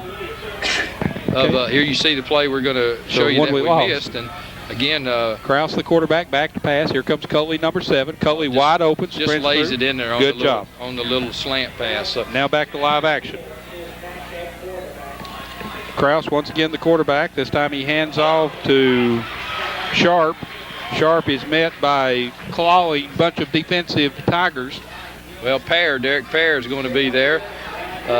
Wilson. And Tony, again, second down and 12. We've seen it numerous times on both sides on defense. On first down, both of these teams doing an excellent job. So second down and 12, 10-23, third quarter of action. We're tied 21-all. Civitan Field, this the Coca-Cola game of the week. Kraus, the quarterback, once again. He's back to pass out of the pocket. Long, high pass intended for Ryan King, number 11. And it's going to be incomplete, as defending on the play was David Collins for Rockwood. Tony, that time it looked like King was open briefly down the sideline, and Kraus put a lot of air under the ball for King to run under, and Collins came over and made the good play. As you see the replay, the ball's in the air a long time, hung up right there at the end, and it gave Collins time. He came over and made an excellent play, and it'll be second down, and it'll be third down and 13. So Hojo and Coley come wide to the left, King wide to the right, Kraus in the shotgun. And it's the shuffle pass. Oh, it's almost intercepted. It'll be an incomplete pass. And Derek Pear, Tony Brown, had an opportunity. The ball right there, he had an opportunity to still be running. Well, Brian Sharp was the intended receiver on the little shuffle pass as he comes in incomplete, but Pear was blitzing through there and was just wide open. If he could have got a hold of that ball, Ron Berry, he's gone. He would still been running down South Highway 27 halfway to Spring City because no one was close. He would already been passing the apartments on Gateway with it. So Cobb will be in punt formation. Second time for the Jackets punting tonight, as it'll be Ewing, bad snap, but Cobb will get it away. Nice spiral kick. Ashley will take it at the 44. Ashley got some running room. And Ashley will get it all the way down to the Kingston 35-yard line. He's brought down by number 72, Cody Hall. So the Rockwood Tigers in good field position as they'll have it first and 10 at the Yellow Jackets 36-yard line. Big defensive series that time for the Tigers, and the Yellow Jackets now will try to do the same as they go on the defensive front with 9:47 left here, second half of play. So Collins, the quarterback for the Tigers, brings his team to the line. In the backfield is Ewing and Ashley. And the snap, the handoff goes to Ewing. Ewing fighting his way and clawing his way up, still going. And again, this is another one of those plays where it appeared the forward progress had been stopped and the officials letting them go on and scrap around again, Ron. That's twice if that's happened. Once on both sides. But it'll be second down and a long 5, Tony, as you see the clock, 9:22, all tied, 21-21. The Coca-Cola game of the week. Hallway in the lineup for the Tigers. Collins still has his team in the I formation. Quick pitch, Brandon Ashley following Greg Ewing. Boy, now he does a good job following him there, too. It's on the stop. It's Stephen Whitty, the junior, the tight end, coming over to make that stop. Pickup of about a yard or so. Whitty coming up from the safety position, and you'll also hear Whitty going in for the dunk. That's exactly right. He's one of the basketball players. On both these teams, several kids playing a couple or three sports. That's right. Another big third down play for the Tigers, Tony, as it's going to be third down and a long 4. The ball at the 30-yard line of the Jackets. This time, Brandon Ashley has running room, kicking it outside, now back inside, and Ashley gets it down to the 20-yard line. But I tell you what, Tony, the way he was juking around, if Stephen Whitty doesn't come up with a big play, Brandon Ashley might have still been running into pay dirt. Well, that's good play selection there by Coach Webb and his coaching staff. That bring up first and 10 as the ball spotted on the 20-yard line. So, again, the Tigers threatening in the third quarter with 8:15 remaining. That time, left guard Josh Bird, you could see him pulling back to the right side. He was leading the play that time. And Brandon Ashley, again, turning the play up the field quickly. I tell you, I really like the way Ashley follows Ewing down through there. This time the handoff to Ewing, a little miscue maybe as Collins gets it off. There's no gain on the play. Gets back to the line of scrimmage as he's met first by Darryl Frog, I believe, number 23. Well, in that time, Frog just simply fills the lane on the option, and really he had both the quarterback and the pitchman all covered at one time. And so with that play, Collins really know where to go. So good play that time by the Yellow Jackets frog. Weaver back in for Fisher offensively for the Tigers. Hand off to Ashley. Ashley's got running room. He's going to score, Ron Berry, I believe, unless somebody comes up and puts a hit to him. Well, somebody did, and it was Brian Krause. You know, Krause on a saving touchdown. And that time, Tony, what they did, they pulled the guards like they were coming on the quick pitch to the right. And that time they went back to the weak side, and Ashley found the little seam out there. So that time, Coach Webb pulling the guards to the strong side, taking the play back to the weak side, and Ashley found, and all he needs is just a little crack, Tony, and he's through it. Big play. 1st and goal for the Tigers. Collins on the pitch back to Ashley, and he's in trouble. He gets it down inside the 5 to about the 3, but good pursuit that time by the Yellow Jackets. And Tony, that time for the Jackets, Wes Bunch came up and turned it in, made a good play. Wait, and he turned him right into Steve Branham there too. And Branham about 200-300 pounds, his first game back after a knee injury. So a good job there by the Jackets stopping that as the ball's going to be spotted inside the 5, brings up 2nd down and goal as the ball's just inside the 5-yard line with 6:32, 3rd quarter of action. We're tied 21-all. Steele goes way out wide to the left. Don't think he'll enter into this play, though, as Greg Ewing takes it in for the score. So Greg Ewing carries it in for 2 yards for the Rockwood Tiger touchdown at the 6:18 mark, 3rd quarter. Your score, Rockwood 27, Kingston 21. His coach John Webb indicates he wants to go for 1. So the kicking team will come on for the extra point as Collins will be kicking as he's changed. Ewing will be kicking. Collins will be holding as they bring the shoes out for Greg Ewing. And Tony, this series was set up by the good punt return of Brandon Ashley. It was a 35-yard drive by the Tigers. So Collins hold the kicks up, and the kick is good. So with that extra point by Mr. Ewing being good, with 6:18 remaining in the 3rd quarter, your score 28-21 as you see the replay of the touchdown, 2-yard touchdown run. Tony, that kick there was a line drive kick, but nevertheless good. We'll take a commercial break. We'll be back for the kickoff. Coronavirus is changing the way we live our lives, but seriously injured people still need our help. At OEB, we're committed to helping you no matter what. So, we've introduced a system where we can take care of your case almost completely electronically. You don't have to leave your home for us to start helping you. All you have to do is call. The future may feel uncertain, but we can get through it together. If you're injured, you still deserve justice. Call 546-1111. Call right now.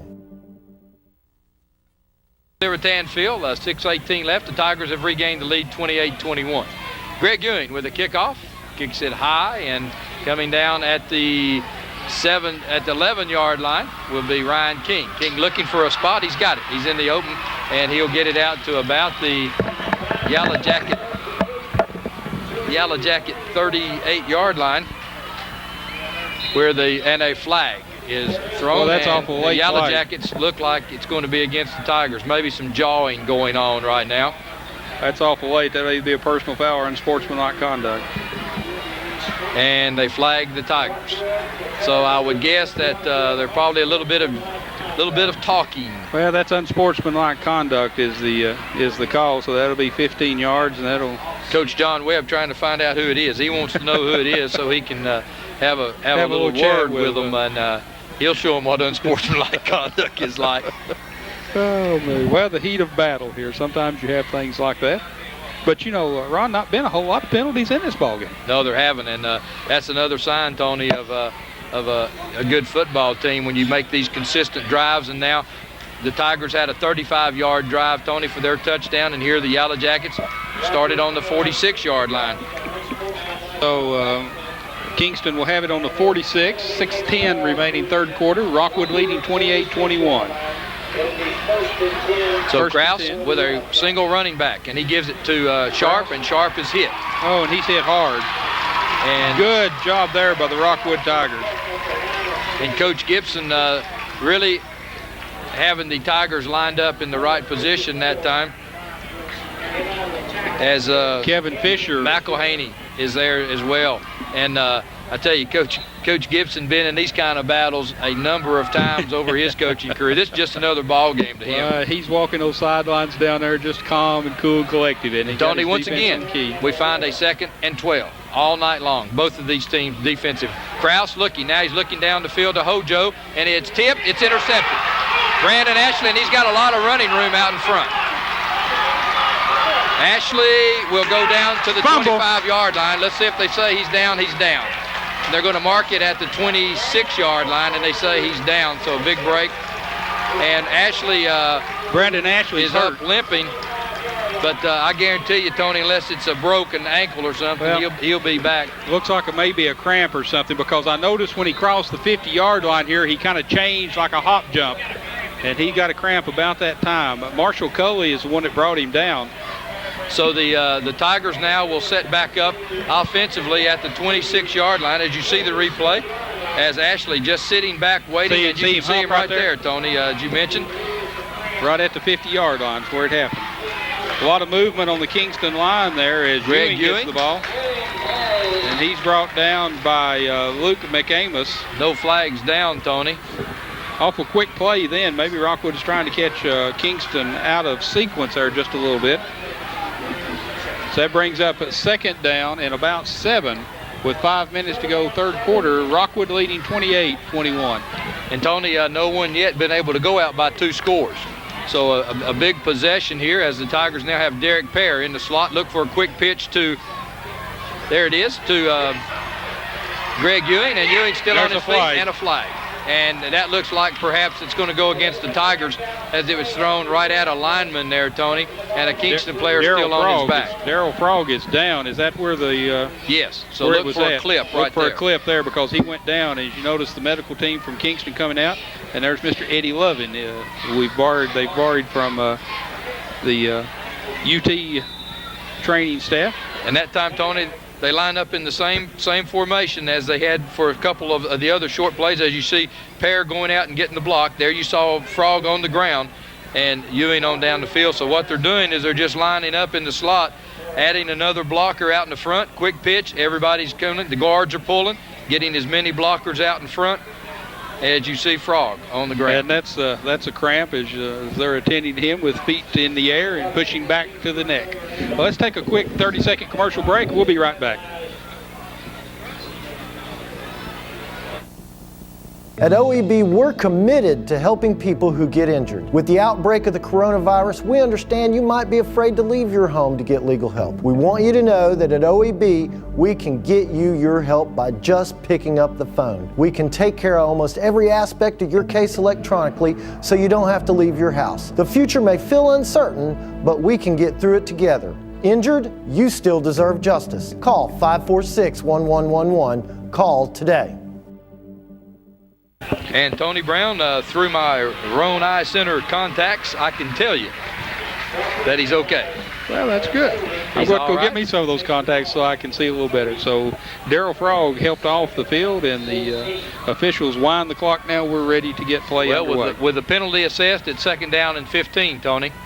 I formation. Pear the fullback. Collins back to throw. Looking down, got a man out here, and it's incomplete. Well, I tell you what, as Ron Fisher unable to come down with the throw at the 5-yard line. Now I want you to look over here where Davey Locke was at. He was wide open over here as he came back across and was going the opposite way. He was wide open at about the 15-yard line. Well, my Roan Center contacts will only allow me to follow one player. Well, here's the replay per scene, but here is the replay. All right, now where's Locke? Collins was only looking one place. Look there, see Locke wide open over here? See, he was only looking all the way for Ron Fisher. So Weaver entering the lineup now. Official timeout here to adjust something. It's Brandon Ashley back in at tailback, Tony, as Pear will come out. And they were working with him, so. And we got an update here. Oliver Springs 14, Lenore City 10. As you saw the Roan Eye Center update. 3rd down and 15, and I would guess that somewhere in this play, Brandon Ashley will touch the football, Tony. Well, they're going to pass. Nope. They're going to give it the other way. Ewing. Good move by Greg Ewing to get away from the first tackler, but he will not get away. As good pursuit by the Yellow Jackets that time. Well, Caleb Strader had him in here and couldn't get to him as he cuts back around to the right. And then Wes Bunch comes in and knocks him out of bounds. So that'll bring up 4th down and probably about 6. So we'll see what kind of play Coach Webb has in mind here for his Tiger fans. Well, Tony, you saw the good pursuit of the Yellow Jackets that time. You might look for a little screen, or you might look for the dump pass to the tight end that was successful here a little earlier to Jarris Butler, who's lined up on the left. Because no need to kicking here. They're inside the 25-yard line, so they're going to call timeout and talk about it as Rockwood wanted to see what kind of defensive set that the Yellow Jackets were in. So Scott County Harriman score, it's Scott County 21, as you see, Harriman 14. The score of this ball game with 4:15 remaining third quarter, Rockwood 28, Kingston 21. Let's take 30 seconds. Everyone knows OEB helps people who get hurt when someone else is negligent. But with the coronavirus pandemic, you may be afraid to leave your home to get the legal help you need. As always, we're committed to keeping you and your family safe. So we want you to know that we can handle your case almost completely electronically. All you have to do is call. The future may feel uncertain, but we can get through it together. Call 546-1111. We're here for you. 546-1111. Call today. Well, Ron Berry, I don't believe there's been a soul left this ball game, has there? Well, Tony, I was just thinking what a great night it is for high school football here as a tribute to these kids, all of these fans here. But right now, big 4th down play. Again, Collins back to pass. Good protection going all the way into the end zone. It's going to be out of the end zone. It's going to be incomplete. And the Rockwood fans wanting a flag as contact was made out of bounds there. And I believe they were both just up and at it, but no flag. 4:08 left in the third quarter. And here's a replay. Wartburg 7, Oakdale 0.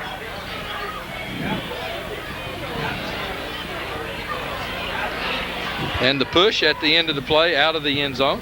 No flags called, thrown, and it'll be Yellow Jacket. So the Yellow Jacket defense, Tony, stepped up and did exactly what they were supposed to do. They don't give in to the Yellow Jackets after the pass interception. And a fumble. Let's see who's got it. Yellow Jackets recover. Well, the handoff was to Sharp, and Sharp loses the handle on it. But again, Tony, it's going to be 2nd down and about 12 or 13 yards. Well, looks like Rockwood's got a player injured here. Let's check. Well, Donnie McElhaney has a little ankle injury maybe as he limps off. Coming in for the Tigers to replace him will be Matt Bright. McElhaney played an excellent ball game thus far, Tony. We've called his name several times on that defensive front. 2nd down and 12, 3:30 left here in the third quarter. Yellow Jackets taking over at the Tiger 22-yard line. Kraus back to throw, quick pass, incomplete. Incomplete. As it hit the ground, the official right on it. Kind of threw the wrong side there. And if he'd have called it complete, they could have come and asked for a BBB replay. We would have showed him that it hit the ground.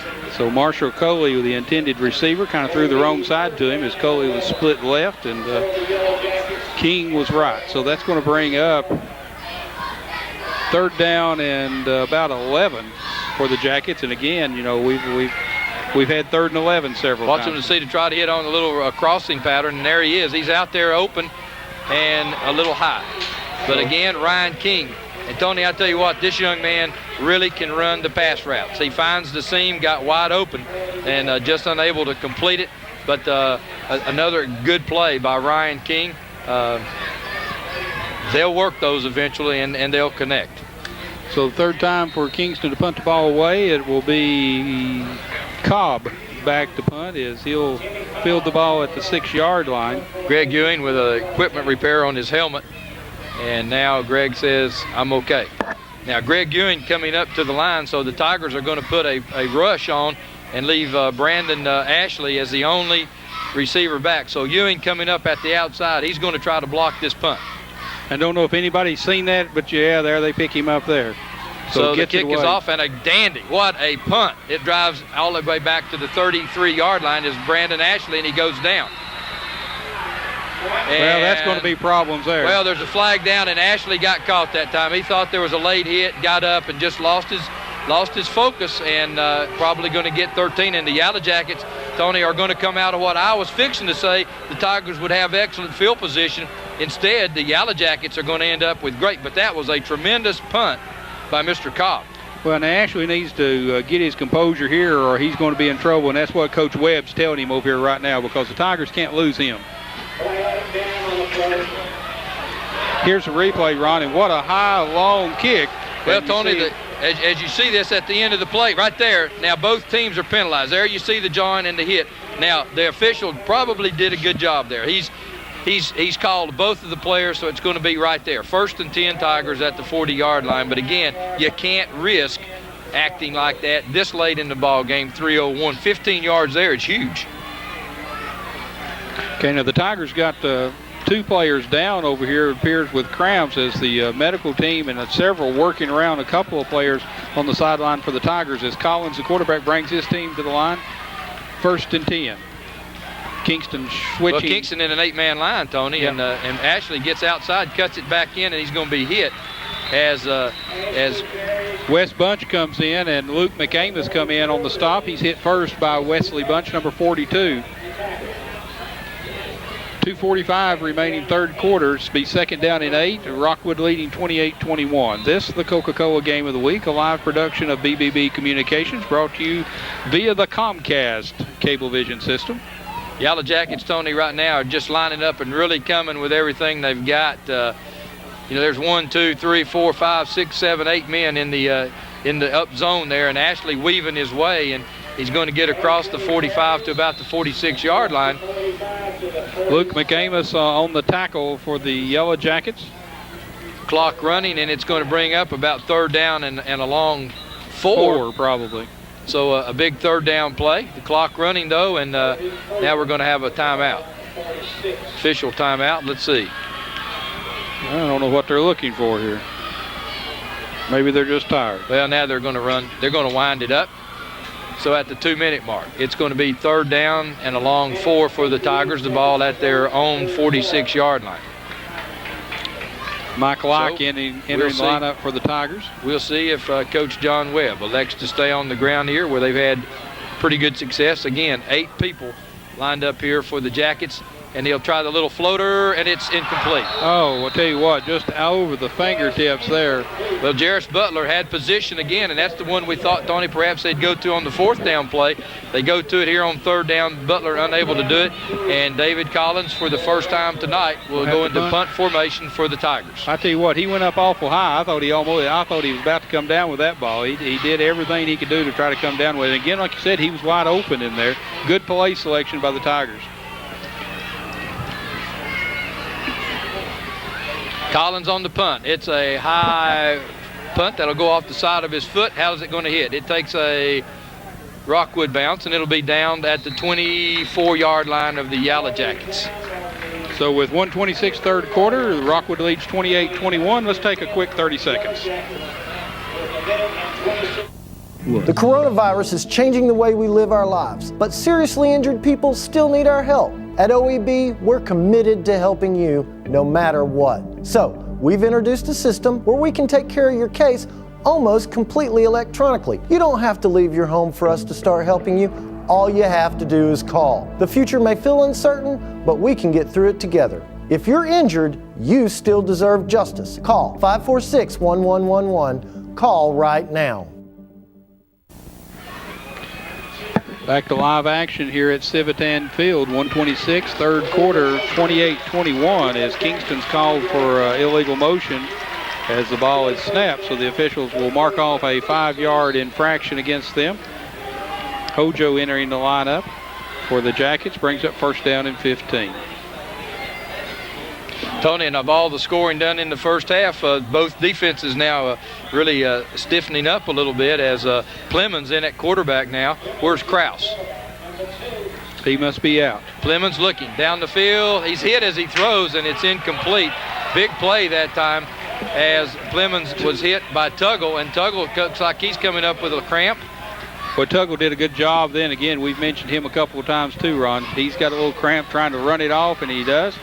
So if the officials don't see him there, now they're getting him out as Coach Webb's going to let him come to the side as Metcalf comes in for him. So they'll work on Tuggle for just a little bit. Tell you what, Aaron Tuggle has been a big part of this defensive front here tonight, Tony, and of course a lot of players, both teams cramping up a little bit, and Coach or Dr. Tom Evans down here working on him as the assistants. Look, for now we've got Clemens and Kraus both in the ball game. Now Kraus comes in for Hojo, and Kraus is split left in the slot, and Coley is split out of the shotgun. It's Clemens. Clemens back to pass. He's looking for Kraus or Coley. He finds Coley at the 27-yard line. Coley down to the 30, and he's hit hard by Greg Ewing.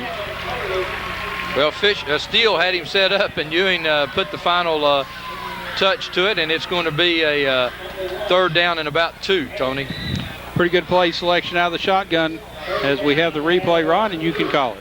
Well, they send Kraus straight down the field, cleared out, and had Coley come down and out, and Clemens on the hit, and then Coley had some good run after the catch. So it's going to bring up a third and 2 for the Yellow Jackets. The ball at their own 33-yard line. Kraus out of the lineup. Clemens back in at quarterback. So quick pitch. Hojo cut it in, and a big hit. Here. A big hit that time as Hojo looked like he had some running room. Wyatt Wilson on a big play. Boy, Dwight Saved the first down. Wyatt Wilson came in and just manhandled Hojo then and just brought him up. Good job by Wilson. Well, Hojo looked like he had the first down made, Tony, as you see right here, cut back in, and Wyatt Wilson filling from his linebacker position makes the hit, and the key to that was when he made the hit, he pushed him back. He didn't let him come forward. Fourth down, Kingston, and Cobb is in to punt. I'm sure Kingston's going to call for a timeout and think about things here just a moment as we see the officials over here. Nope, got an official timeout. Well, I don't really think there's much to think about here, Tony. The ball on the Kingston 34-yard line, and Coach Vic King certainly what's the time? Oh, they're going to measure. He's asking for a measurement. So he's brought his kicking Cobb back off. He wants to look at it first because he was jawing at that official or just a little bit. So the markers were side by side, and we'll see what kind of stretch and what kind of mark they've got. It's going to be short, I do believe. Look through my Roan eyeglass contacts, he's that much short. Okay. So now we'll see what he does. As Cobb is still on the sideline, see if Coach King elects to go for this one. Well, his player's waiting. Hojo looking to put a helmet back on, and here comes the kicker. As much as you'd like to try that, and as much as you think it's only a half a yard with 9 seconds left in the third quarter, if you make it, it's great. If you don't, you're like Coach Toledo at UCLA. You know, you're looking from the to find out what's going on. That'll be the last play of the third quarter. 28-21, Tigers have the lead. We'll be back after these messages.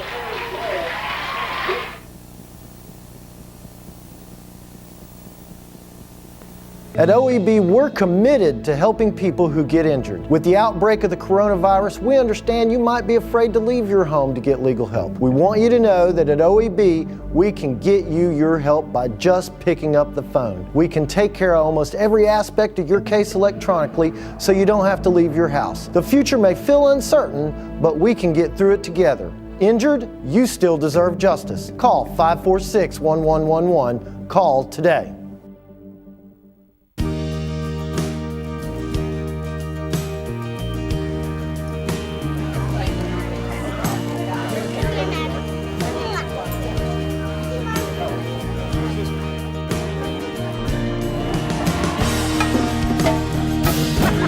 You guys support community here.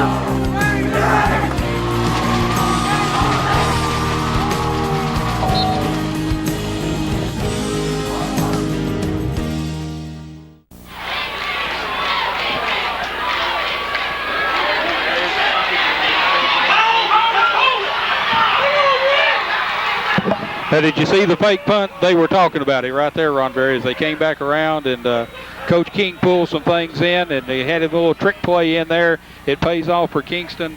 1st and 10 at the 46-yard line. Well, Tony, big play by Coach Vic King, and that's what it takes to win some big ball games. And you'll see it right here. They send it to the short man, and the rest, he's going right around and get it up to the 45-yard line. 1st and 10, Yellow Jackets. Kraus back at quarterback. Off to Sharp. Sharp Got running room. Got a blocker out in front, and Sharp will get it all the way down to the Tiger 42-yard line. And I tell you what a big momentum change that 4th down play made. Well, that's exactly right. As Sharp comes across, picks up good yardage down to about the 42-yard line as he was trying to pick Coley up. Maybe if he'd stayed on the right side instead of trying to go across the left, he could pick up another yard or two. But again, good running by Brian Sharp, the sophomore. 1st and 10 for the Yellow Jackets. 11:29 4th quarter of action here at Civitan Field. Rockwood leading 28-21. So the Yellow Jackets trying to even the score. Tigers trying to hold them. Sharp this time will be held. And again, Aaron Tuggle makes first contact for the Tigers, Tony. And Sharp will get it up to about the 42-yard line. It'll be a gain of about a yard. And once again, Tony, a big second down and long. Yeah, had it all night. So saying good things about both defensive teams here. 10:49 left in this football game. It's been everything that everyone expected it to be. Plus, they've thrown in a few extras for you. This time, Hojo on the little lane, big opening. And he gets it down to the 30-yard line where Greg Ewing makes the hit. But Hojo comes up limping. And he'll leave the game. Ewing doing a good job there coming up, taking on Hojo at the 30. Good running by Hojo as he comes out of the lineup. And coming in will be... Don't have a number 43 on the lineup. Already checked it. So it'll be 1st and 10 for the Jackets at the Rockwood 31-yard line. Has a great game here tonight in front of a big crowd here at Civitan Field. We appreciate you being with us tonight. Go by and tell our sponsors. As Krause, the quarterback, hands off to Sharp. Sharp's net going to be thrown for a loss. As coming up and hitting him is Derek Pear for the Rockwood Tigers. So Pear, again, a name that we have mentioned several times throughout the year, and he's just a junior, Ron Berry. They'll be coming back again, seeing him again next year. Well, he was, and once again, though, Aaron Tuggle right there to make that help, and the linebackers filling, and Pear making the big hit. And once again, 2nd down and 11. So this is the play that really has hurt both defenses, Tony, as we go through the game tonight. And again, on the open run of the big open hole, gaping hole up the middle, goes the phantom runner. We'll see if we can't find out who that is. And another 1st down. So it's 1st and 10 for the Jackets. The ball down now at the Tiger 18-yard line. And again, lots of big plays off of 2nd and long. Number Krause, 43 is again, will give it through 43, keeps his balance, and gets it all the way down to the Tiger 13-yard line. Patrick Robinette, number 43. Okay.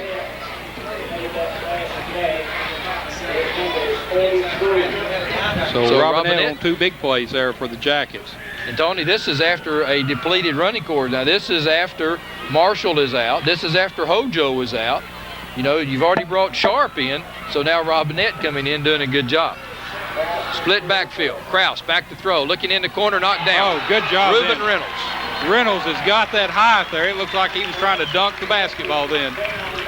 So Reuben Reynolds with a big hand up in the air. And it'll be 3rd down and about 5.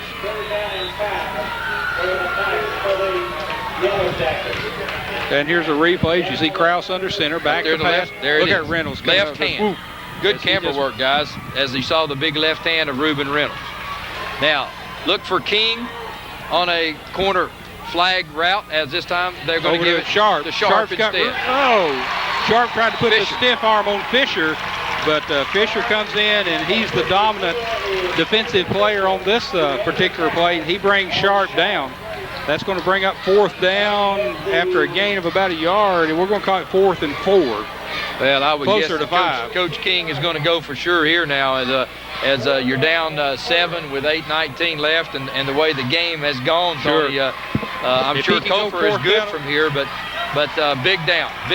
Krause back in at the quarterback slot. Robinette, King, and Foley. Krause back to throw.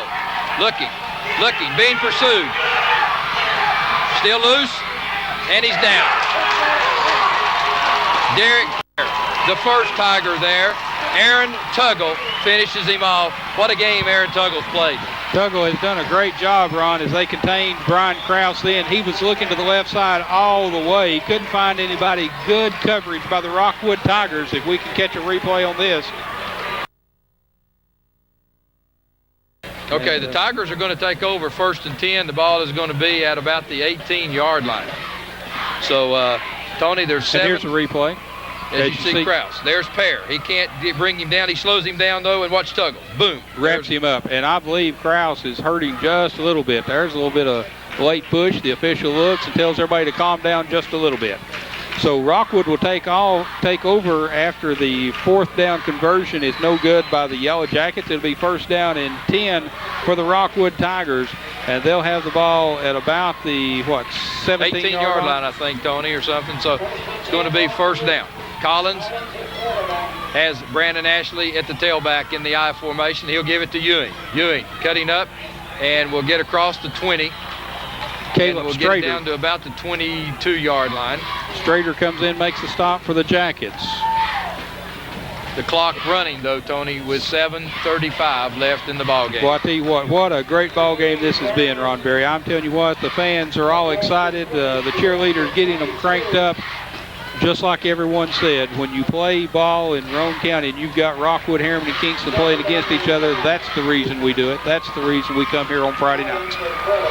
A tribute to both these fine teams. Jackets in a 5-man line. Brandon Ashley gets it. He can't find any running room as he tried to juke it out a little bit, but there is Bunch. Wesley Bunch. So this is going to be a big 3rd down play, Tony. 3rd down and about 6 with 6:55 left here now in the football game. Michael Weaver carrying the play in from Coach John Webb. Coach Webb really got this Tiger team coached well this year, a well-disciplined team. Not been very many penalties in this ball game. Well, I was just fixing to say, Tony, good officiated game. They've pretty much stayed out of it. And that's what you like to see. Brandon Ashley. Quick move outside, good play. As Brandon Ashley looked like he had a 1st down, but Krause comes up, makes a big tackle. Do you reckon Mama Krause and Randy's over there excited about that? Well, I'd hate to be sitting next to if Claire, Krause doesn't make that tackle, Brandon Ashley has a 1st down, and a 1st down, Tony, means probably about another 3 minutes at least. I bet you she's whooped Sissy Bucket and Kathy Lawson all over sitting over there next to her. Don't think Sissy's here. Okay, so that brings up 4th down here. Somebody will call timeout and see what happens here. I see they're going to measure, okay. 4th down and short, according to the sticks. Coach Webb wants to measure, and the officials indicate timeout for the measurement. My Roane eye contacts Boy, are they getting any are extra? Showing that it's going to be about a half a football short. Are we charging them any more for these extra spots? What I want to know. And you can see it's good camera work, and the chains are stretched, and it's going to be a football and a half short. Maybe a football, but I mean, you know, that's not bad. I mean, we're sitting up here at an angle and everything else. Well, but we got this good camera worker. We got these good camera operators out here that take care of pretty it. good for my contacts, though. Oh, that's great. 5:56 left in the football game. My Kinzer drugstore glasses wouldn't let me see that far. Boy, I tell you what, if the Rockwood fans and the Kingston fans, you can hear the roar. I don't much believe you're going to see them go for this. I think they're going to try to call Kingston offside. Coach King's calling timeout. But this ball's at the 27-yard line. I think we had to freeze play on. Let's go to a commercial break. The coronavirus is changing the way we live our lives, but seriously injured people still need our help. At OEB, we're committed to helping you no matter what. So, we've introduced a system where we can take care of your case almost completely electronically. You don't have to leave your home for us to start helping you. All you have to do is call. The future may feel uncertain, but we can get through it together. If you're injured, you still deserve justice. Call 546-1111. Call right now. And we're back live as you see Coach Kamakawa and head coach John Wade down here in the huddle with their team as timeout was called by Kingston on a 4th down and about a football length to go. As again, the Rockwood players turn to their fans, wanting them to get involved in this, as back to punt the ball away will be Brandon. Now they're going to go for it. Well, Tony, look at the flag. If you punt it, you're punting it into probably a 35-mile-an-hour wind. Let's see if it's the freeze. Yeah, it's the freeze. It's the freeze. Now they call timeout. Yeah, it's the freeze. So look at the flag, though. I mean, if you kick into it now, you're going to be kicking into a strong wind. We've got 5:49 left in the football game. Can we get a shot of that flag up there? The wind has picked up quite a bit there as it's standing. The Old Glory is really doing some waving up here, as you see, as Ron Berry was talking about. Rockwood would have been kicking into that wind. And so the freeze play on. But the freeze play, Tony, has cost Kingston a timeout. So Coach Webb didn't come out with it empty. They took a timeout, which is important. Now, David Collins is going to be kicking to Ryan King. You would expect Kingston to have good field position, but we expected Rockwood on the last punt, and it didn't happen. So, you probably Kingston's going to try to block it. They're They're bringing block it. They've got them all. And if you'd have your rathers, you'd rather Collins try to kick it away from King. But then Kingston doesn't send anyone after it. So there's the kick. It's going to be short. Well, it takes a Kingston bounce and then a Rockwood bounce. You're exactly right. So it's down at the 49-yard line where the Kingston Yellow Jackets will have it 1st down and 10 at their own 49-yard line with 5 minutes 37 seconds to operate in. They trail 28-21. Rockwood leading this series. And the newspapers, even the statistician Earl Knopf said it was going to be a 3-point game. The News Sentinel said it was going to be a 6-point game. Me and Mike Richards went crazy, and it went 20-something points either way, so we had a 40-point spread, I think. I don't recall yours being either way. Oh, don't you? I think it was. I think we got in trouble there once. Brian Krause bringing his team to the line of scrimmage. Quick pitch out to Robinette. Robinette gets good running room. Good cut. Robinette still on his feet. Down to the 30-yard line. To the Tiger 27-yard line goes Mr. Robinette. And again, Tony, this is a youngster that's come into the ball game. And, on the depth chart, he's got to be number 3 or so. And here's a replay. Well, they got around the end, and from there, the linebackers are out of position. It's all the way down the side that time. So once you get around the end, you're really asking your linebackers to come up and do a lot. Well, again, Yellow Jackets got a big play. Kingston deep in all the slots, it appears. So Sharp, look at Sharp with this running room here as he's going to pick up another 1st down, Ron Berry. So the momentum shifting back toward Kingston in the last couple of plays here. So McElhaney on the tackle for the Rockwood Tigers. And again, we would remind everyone to stay tuned immediately following this live broadcast to the Friday Night Scoreboard Show with Ron Berry and Mike Richards. Which may be a little late tonight because I am not leaving, Tony Brown. Don't blame you a bit. Notice Mr. Richards already left. He'll be up there taking care of things. Robinette, and a good play by Kevin Fisher. So Fisher comes in and snuffs Robinette's run there as he's brought down at about the 17-yard line. It's going to be a loss. That's going to bring up 2nd down in about 13 as Tuggle also in. Mentioned his name a bunch tonight. And Tony, you can get down to about the 6-yard line for a 1st down. So this is, of course, obviously it's a crucial series because it very well could be the last series that you're going to get offensively. 28-21 with 4:20 left. One thing about it, BBB and Comcast bring you some exciting ball games on the Coca-Cola Game of the Week. Sharp, the ball carry on the handoff from Krause. He's going to pick up about 4 or 5 yards down inside the 15. So he gets back what they've lost inside the original line of scrimmage. And Rockwood has 2 players slow getting up. Well, there's Tuggle and Wilson again, and both of them get up with cramps. And Tony, I tell you, I can't believe that before this series is over, we're not going to see Ryan King on a flag pattern in the corner, which is a patented Kingston play. Well, here he comes, split out to the right toward side the middle corner. And come back to the flag of the corner of the end zone. This time, though, they give it up the middle. And Kevin Fisher got a big lick that time. On Robinette. As did Fisher. So Pear, Fisher. And it's going to bring up 4th down. Well, this is 4th down and about 8. Let's see if the Jackets take a timeout now here to make sure they've got what they want. Yes. Good call. Vic King is going to take a timeout, make sure everybody's on the same page on this 4th down and 8 with 3:17 left. His team trailing 28-21. We'll be right back.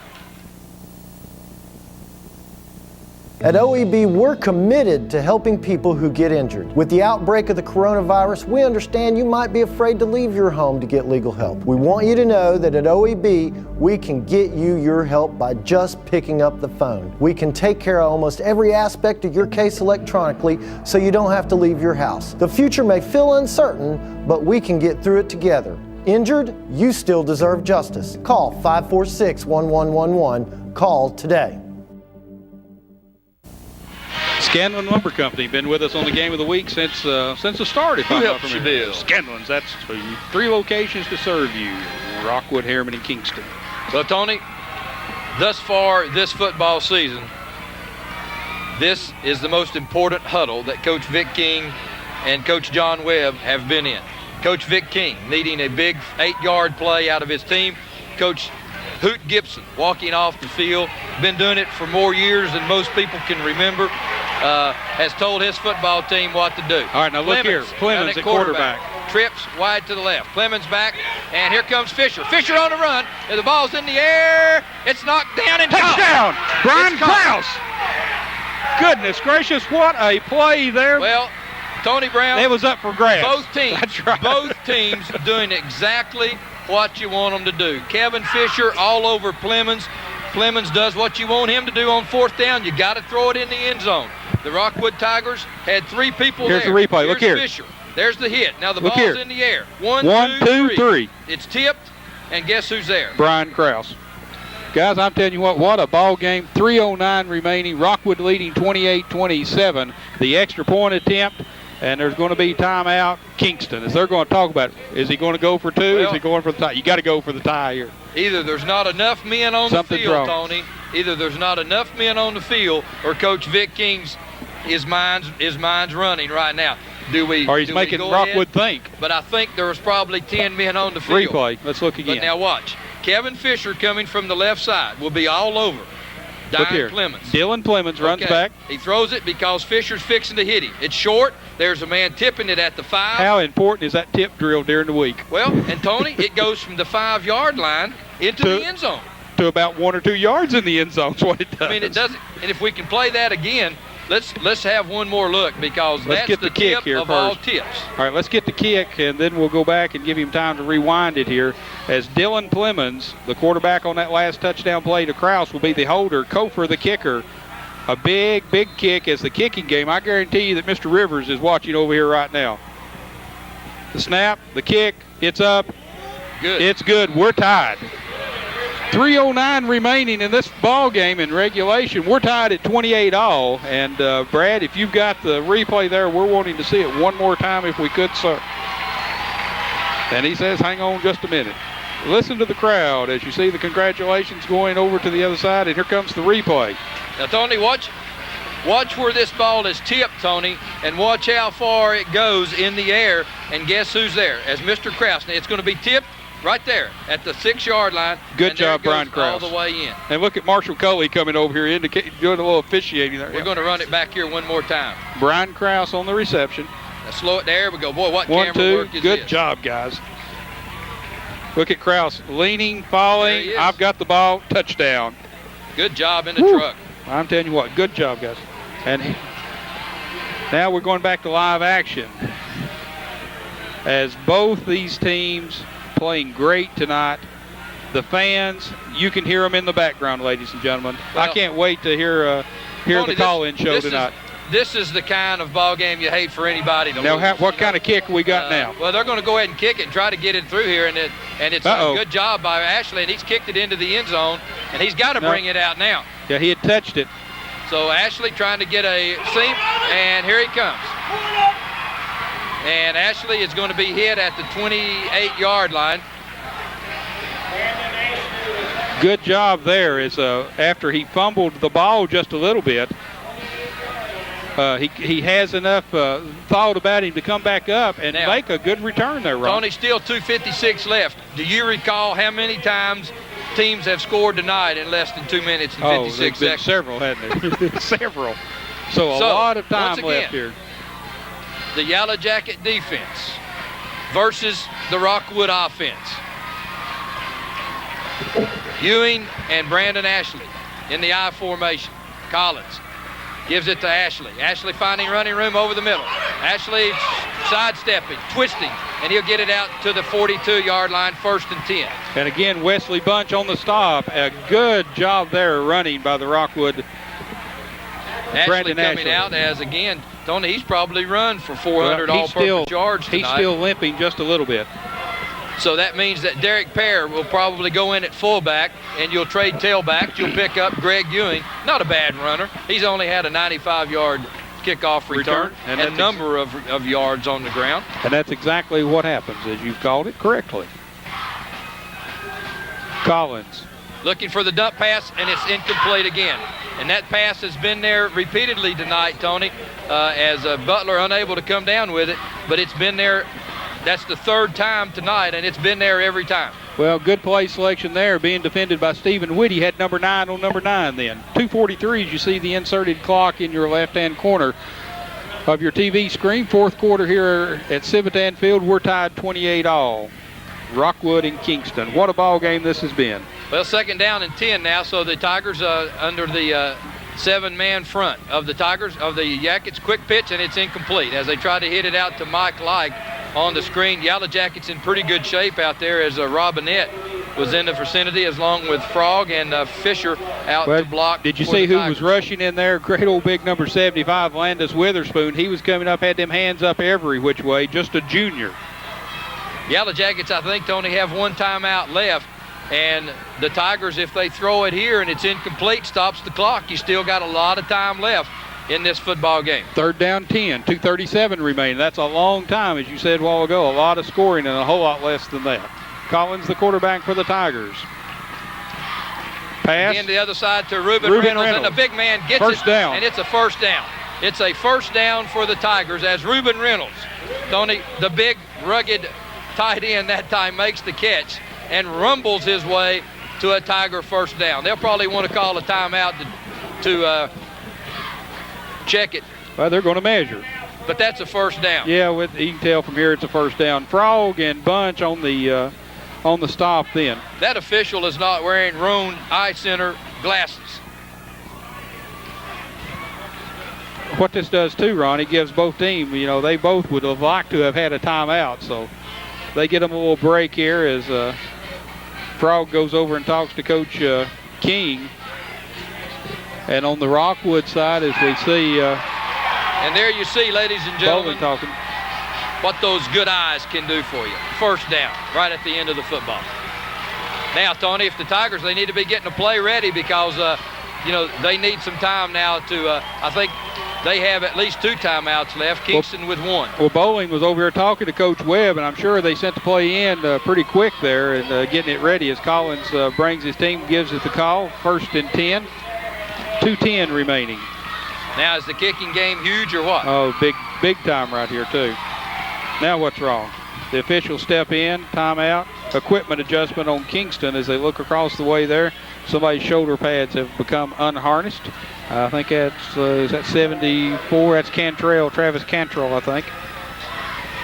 Well, we're down to 2:05, folks, and I tell you what, anybody that wants their money back tonight has a lot of nerve because this has been one heck of a high school football game. Many, many years, Tony, since Civitan Field has entertained this kind of crowd, this kind of ball game, 2nd week or 3rd week of the year. And I take that back. That was Brian Swicegood who's in the lineup for the Yellow Jackets. Now here comes Collins as he was over. So we're going to be under 2 minutes after this snap. Derek Pear, the fullback. Collins look at the pressure. Look at the rush. And Collins is going down. Witherspoon. And Collins is going to be down at the 50-yard line. They need a timeout. Well, I tell you what. They get it. David Collins did a good job there holding on that ball, Ron Berry, because those 4 defenders of Kingston, did you see the hand movement in there? And Collins really did a good job there keeping that ball from getting stripped away. So with timeout, 1:46.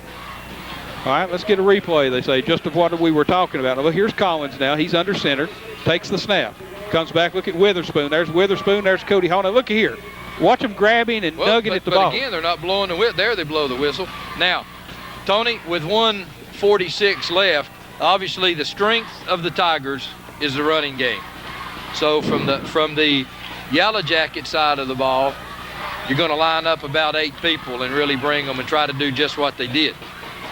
So, you know, the Tigers are probably trying to do something now that they don't do as well as they'd like to do, and that's throw the football. But this is a big second down play now, second down and 14. You got to get at least, if you're going to try to even get close to a shot. He's back to pass. Collins looking. That's going to be overthrown. Could possibly be intercepted. Oh. Krause again on the tip drill, and Robinette almost comes down with it, Tony. So that brings up 3rd down and 14. So again, long yardage there. I know there's a bunch of folks that have come in from West High School probably tuning into the game. I bet Frank at the bank and his crowd's over there, and JB and all of them over there watching the ball game. Well, we'll tell them the score's 28-28, Tony, with 1:39 left. The Rockwood Tigers have the ball at their own 49-yard line. 3rd down and 14. Now, with 1:39, Tony, if you can pick up 8, 9, 10 yards of this, then you probably go for it on 4th down. So we'll see what play selection Coach Webb has sent in. A running play. And watch Kingston maybe take a timeout right here, Tony, to try to keep some of the clock. I think they only have 1 left, but I believe they'll save it, Ron, because it's going to be 4th down and so you're going to waste. Yeah, you're going to waste though, Tony. There's going to be a lot of time run off the clock right here, because the Tigers, if anything, may even take a penalty. Let it all get every tick you can off of it. Maybe we're going into overtime again, and maybe he's thinking that he can have a better shot from the 10. That'd be something to have 2 straight overtime games of the week in a row, wouldn't it? See, they're going to try to milk it all, and Collins is going to be less than 1 minute. And Kingston don't have anybody back, so they're just going to let them down the ball wherever it may fall. Not a very long kick. Takes a Kingston bounce. They're going to down it at the 27-yard line. And there'll be 51 seconds remaining. We're tied at 28. What a ball game this has been, Ron Berry. Now, just the reverse, Tony, the Yellow Jackets throw the ball about as well as they run it. Yep. So, you know, don't be surprised now if you don't see Krause unload one. You know, they love to run the fly pattern. And look for him to go to one of the fast kids, King, number 11, too. And, you know, and what you hope for here is obviously a completion, but you also hope, you know, you got pass interference, you got a lot of things that can happen, just like the tip. So it's, you know, anything can happen. All right, we've got Coley split. And it's a good passing team, Tony. Coley to the left. Here comes King over here. He's looking for a pass. Well, they're just going to run it. Sharp just takes it around the left side. So Coach Vic King is not going to take any chances on the first play of an interception. Derek Pear comes in and makes the stop. We're down to 34 seconds. We're going to go into overtime, Ron Berry. You know, or else let's see if Coach King now has put them to sleep a little bit now and wants to try one time on a fly pattern and just let Krause air it out as far as he can. Well, Ron King set up over here. Marshall Coley left, King right. Just going to run it again. We're going into overtime. But we won't get another play off in regulation, Ron Berry. We're down to 10 seconds. You're exactly right. This ball game is going to go to overtime. Both of them decide, or Coach King has decided that he thinks his chances are better at the 10-yard line. So here's there's 1 tick left. Well, we're going to call timeout here. I don't know if this is for an injured player. Well, there's an injured player down with cramps, I think, Tony, and probably won't get another playoff because the clock has already expired. There's going to be 4 seconds. 4 seconds, I say. So 4 seconds. 4 seconds on the clock.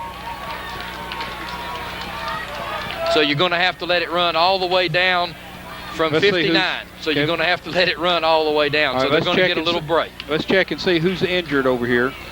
Is that Robinette? Well, it's 4 something, and Robinette's 43. Can't tell what the number is. It's not 44. Let's see if we can pick it up. It may be Patrick Robinette. It's either him or Wesley Bunch. Can't tell. And Mr. Grief says it's Robinette. So the ball on the 35-yard line with what's after the clock is set will be 4 seconds left in regulations. Now, Tony, I'm pretty sure that as soon as he sets it, it's going to wind. It's going to wind. So the Yellow Jackets are going to have to be on the line of scrimmage and ready to roll and get it off under 3 seconds. I don't believe that they'll do any of that. I believe they're just going to take it and let it run. I think perhaps that they're getting their play set right now, and it'd be a free play. I mean, if something happens, they'd have to run it back. Well, that's an awful lot of ifs when you played almost looks like you played to go into overtime, take a chance like that. I'll tell you one thing that we can say right now, Ron. They can't nobody ever say that that TV coverage takes away from the attendance of a ball game. Well, and there's the crank, and we're going into overtime as the clock ticks away, and we're down to 0 as Coach King keeps his team in the huddle here. We're going into overtime. We're tied 28-all. Whew, goodness gracious, great balls of fire. What a ball game here. Sponsors, we thank you. Johnson Coca-Cola, we thank you. Comcast, thank you very much. To you, the viewers of Channel 7, golly darn, what a ball game we're having here tonight. The second Coca-Cola game of the week that has gone into overtime. Last week we went into double overtime up at Harriman and Alcoa. And, you know, Ron, speaking of Alcoa comes here next week and plays the Tigers, if I'm not mistaken. Exactly right. And that may be our game next week. So that's where we're at. So what will happen now, we'll go back out. We're going to keep it right here, guys, as our camera people show you some of the crowds and some of the huddles. They'll go back out to the 50-yard line. The captains will. They'll flip a coin. We'll go down to the 10-yard line, and everybody will get a chance to score. They'll have 4 downs. And we'll see what happens. And if the truck is listening, if you'll pipe up the other microphone here, we're going to be joined by Mike Richards here, who has also not gone to the studio for the call-in show. Just Mike, don't pull real hard. What do you think about Mike. the call-in show? Guys, I can't wait till the call-in show. I'm not sure which way it's going to be. If I'm going to be eating crow or what it's going to be. But, well, I tell you what, if anybody calls in and wants to eat crow tonight, I tell you what, they haven't watched this football game because this is one that nobody deserves to lose. Unbelievable, Ron Berry. You know, I can't remember when I've seen a high school football game like this. And, guys, I've been going to a lot of them since 1955. I can. And nothing like this. Well, Kingston, 1991. Oh, what a game that was. I know what you're saying, Ron. Let me refresh your memory. I guess the last exciting ball game I've been to is the one that's taking place at the time. You know, we've talked about this. Love high school football, and what a night for high school football this has been. Can't wait till the call-in show, Ron Berry. There's going to be a lot of callers, and I can't wait for us to fill all of them. Let me just say this, Tony. Too, that they'll probably be the biggest audience because everybody's going to go to TV to watch this one. I've had about 25 phone calls today. I had a lady ask me if the game had been sold out. Had another one call and said that she couldn't wait for the call-in show, that she didn't go to bed till it was over. And I said, well, would you go to bed a little early tonight? Because I can't stay up any longer. I mean, you know, we're staying up now till the wee hours of the morning. But I guarantee you tonight, folks, we'll be with you until you quit calling and wanting to make your comments because, Mike, there's a lot of comments to be had about this game tonight. You know, Ron, I love overtime. This is one ball game. I wish it could end right here and say neither team lost. What a whale of a ball game. And I'm an advocate of overtime, but this ball game, there should not be a loser. Well, we've seen it all, Mike. It started out with an opening 95-yard TV run. Then we saw Coach King go a little bit here and on a 4th down and 2 from his own about, 28-yard line. Made the first down, go ahead and they take the tip in the end zone. 4th down, 18 yards. Perfect play. You know, Rockwood had it defended. He threw up a duck because he was getting hit as he threw the ball. We had it defended properly. Just one of those things. You just cannot believe it happened until you see it with your own eyes. Well, guys, here we are. The guy that's been playing quarterback for you all night makes the catch. Unbelievable. Guys, let's go down here for the flip of the coin. Kevin Fisher and Lamberdine are down here. Kingston has won the toss. Let's see what Coach King's got on his mind. Let the Rockwood Tigers have it first, I would assume, if I were guessing. Now, fellas, also keep in mind here now, we've talked about the kicking game, Tony. The kicking game now, field goal wins it for you. Sure. And you remember what happened last week on the game of the week? They scored Alcoa and Harriman both scored quickly. And indeed, Rockwood will have the ball, and they'll be going toward the east goal, the east end of the field. So Kingston goes back over, and he'll huddle them back up again, and we'll come out and see what kind of defense, what kind of offense we've got going. Keep in mind now that both teams get a possession. It's not first one scores. No sudden death here. Everybody's going to get a chance. But and if both teams score, we'll go line it up and do it again. And what you do here, you know, the reason that Coach King or whoever wins the toss, you want the other team to do it first. Give them, that way you know what you've got to do. If you hold them, they don't score, you can, you've got kick a field goal on first down and you get out of here. And guys, I was just sitting here thinking about it. Through the 90s, I think this may be Rockwood's first overtime game in the 1990s. I can't recall one before this. Well, if it has, it had to be, it had to be. Hey, guys, look over here at the fence. Everybody moving to this end. I want you to look at the fans. They go, look at them. They're all swarming to this end, all around the they're anticipating kicks, touchdowns, and everything as the fence crew moves down this way. What a ball game you're seeing. Maybe a little bit of harassment in there, too, Maybe. I mean, they're all coming from the Kingston side. That's fans. So here we go. First down of overtime. Collins under center to Brandon Ashley. Ashley around the right side, and he is going to get to about the 7-yard line. But I tell you what, Stephen Whitty comes in and makes a good hit there. Well, but Frog is another one that turned it inside, Tony. And again, Whitty coming up. Whitty's come up and made a bunch of hits tonight from that secondary. I tell you what, our panel that's picking the player, Coca-Cola Game of the Player of the Week, but he's got some tough decisions to make. So it's going to be second down from the 7-yard line. Tigers will have 4 downs. Pear coming in now as an extra blocking back. They give it to Ewing, first man through. Ewing gets close, but he's not in. Ewing will be very, very close. They mark it just inside the 1-yard line. So Greg Ewing with a big spurt up the middle. For good running there by Ewing. They're going to mark it on about the 1-yard line. Inside, well, yeah, right at the 1 it looks like. He just keeps inching it up closer and closer, so it'll be third down and goal in overtime. We're Tony, I tell you, the offensive line of the Tigers really doing an excellent job. Ewing scores. Touchdown. So overtime, the Tigers score. Now they'll call on Greg Ewing, Mike, for a big I tell you what, again, point. The kicking game. Well, guys, I want to tell you, each team have made their 4 extra points, but I'm telling you, they've been thrilling extra points tonight. What goes through there is good, but, some of them have been really interesting. So this could determine a lot. Got timeout for an equipment adjustment here, as the officials indicate. So the punter will come on, the holder will come on, Collins will be holding. Well, I was just looking, Tony. Greg Ewing on the sidelines over here, and I'm not sure. I'm afraid that his injury, and he may not be able to. Here's a replay on the touchdown. As he goes down, as we can see, he's wallowed around on his knee. You can see he comes up with a little bit of pain there. Okay, now Greg, let's see. Well, there goes Ewing back in, but I don't know. I haven't seen him put the kick. There's the kicking shoe. Collins has it. Okay. Because I was going to say, Mike, David Collins would probably be the backup kicker.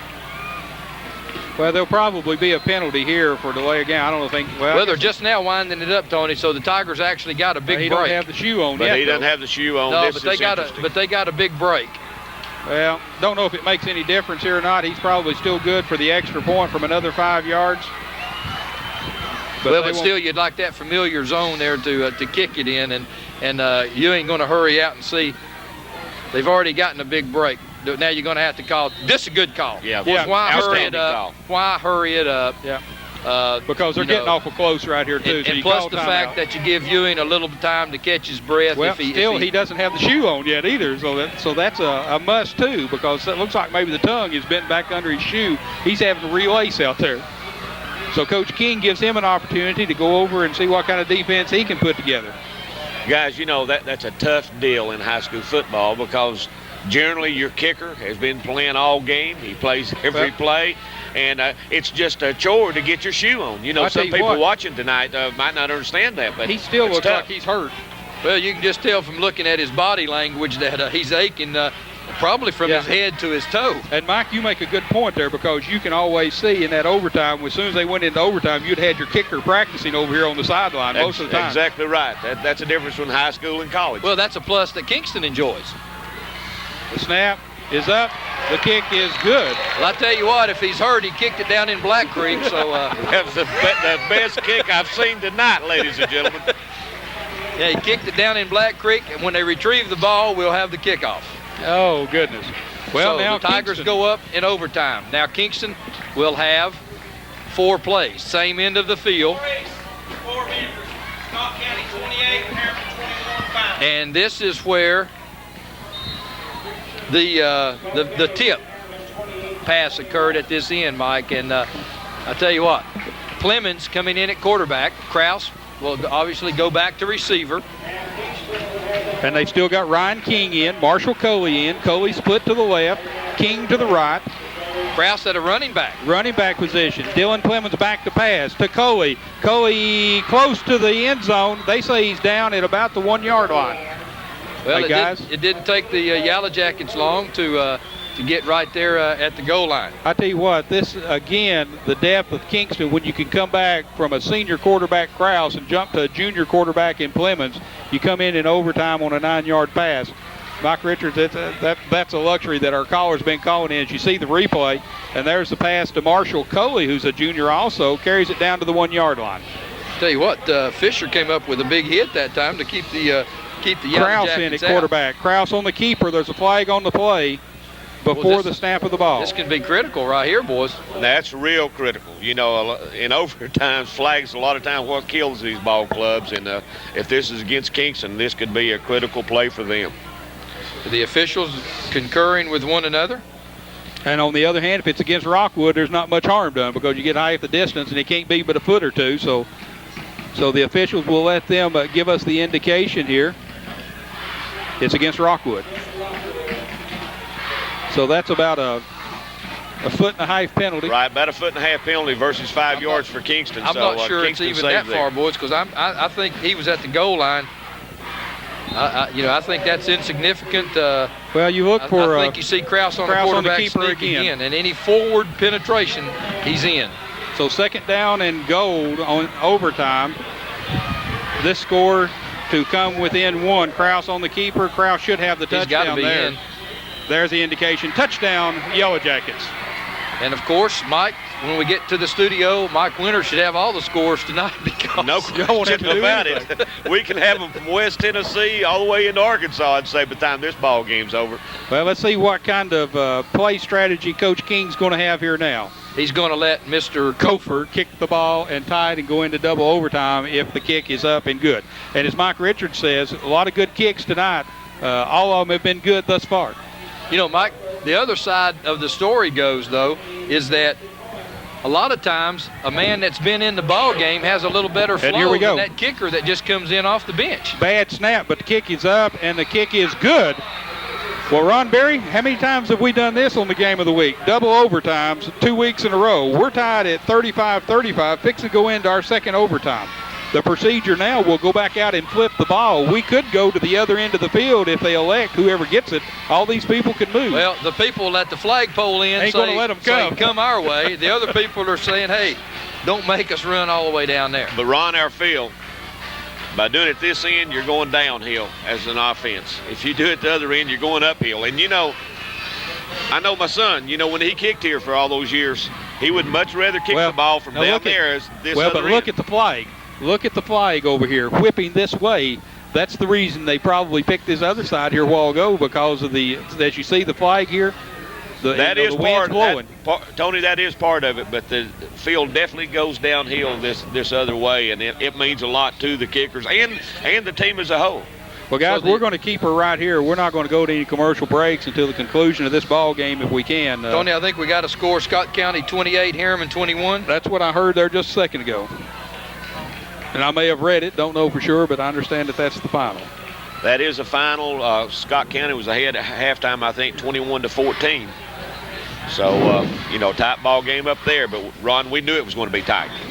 And Oliver Springs was ahead a while ago on one that I noticed, but nevertheless, those games are immaterial to this bunch of people here. How many people are here, guys? Y'all estimate people? I think 45,000's here. 45,000 people here, okay. It seems like it. You know, it's good to see everybody line the fences. Well, I just hope no one calls in and says they couldn't get a seat. That's right. That's exactly Well, Kevin right. Fisher is with the official for Rockwood as he's taking the march again out to the 50-yard line to midfield.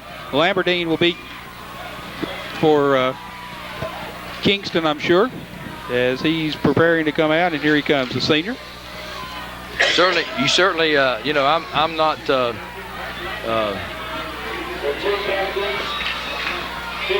You're not. That's exactly well, right. I was just trying to, you know, don't want to take away from this coin toss here, but you see these two young gentlemen out here, as they'll remember this for a long, long time.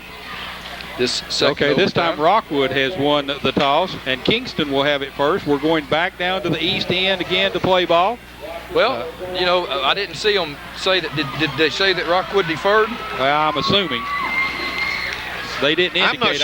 I'm not sure either toss in the first overtime or this one. A lot of times you just want to I'm not sure what I would do in this particular ball game, whether I would want the ball first or not. I want it and have the pressure on you. I want to give it away and see what happens. So we've got two different opinions, and I don't have one either way. And that's why you and I decided to go and buy some broadcasting company. That's right. So we do all this stuff. Oh, what a night, ladies and gentlemen. If you could only be here, if you're at home watching on TV, that's great. Hey, how many people you are, but how many people is going to be watching this replay? Tuesday night at 7:30. There will be a bunch. All right, we've got Dylan Clemens at quarterback, got Krause in the backfield. Reverse, Ryan King's got the ball. Ryan King's going to twist and turn. He's still on his feet. Well, and give credit there to Reuben Reynolds, Mike. Reuben Reynolds cut it back inside, although, you know, he didn't know it, but he did help him out by, you know, staying at home, and he was really at home. So that's inside the, let's see, we got a replay. So there's Reynolds, a pitch out number 8, to right here, Krause. keeps it inside, looking inside. And, Mike, he looked outside just enough to give King, with a lot of speed, time to cut it up and put it in play. So they're going to mark the ball at about the 7-yard line, where it'll be second down and goal in double overtime. Clemens, the quarterback, pitch out. It's fumbled. And it was pitched a fumble recovery, you lose your possession. So it's, you know, fumbles are important. So brings up third down as the pitch out.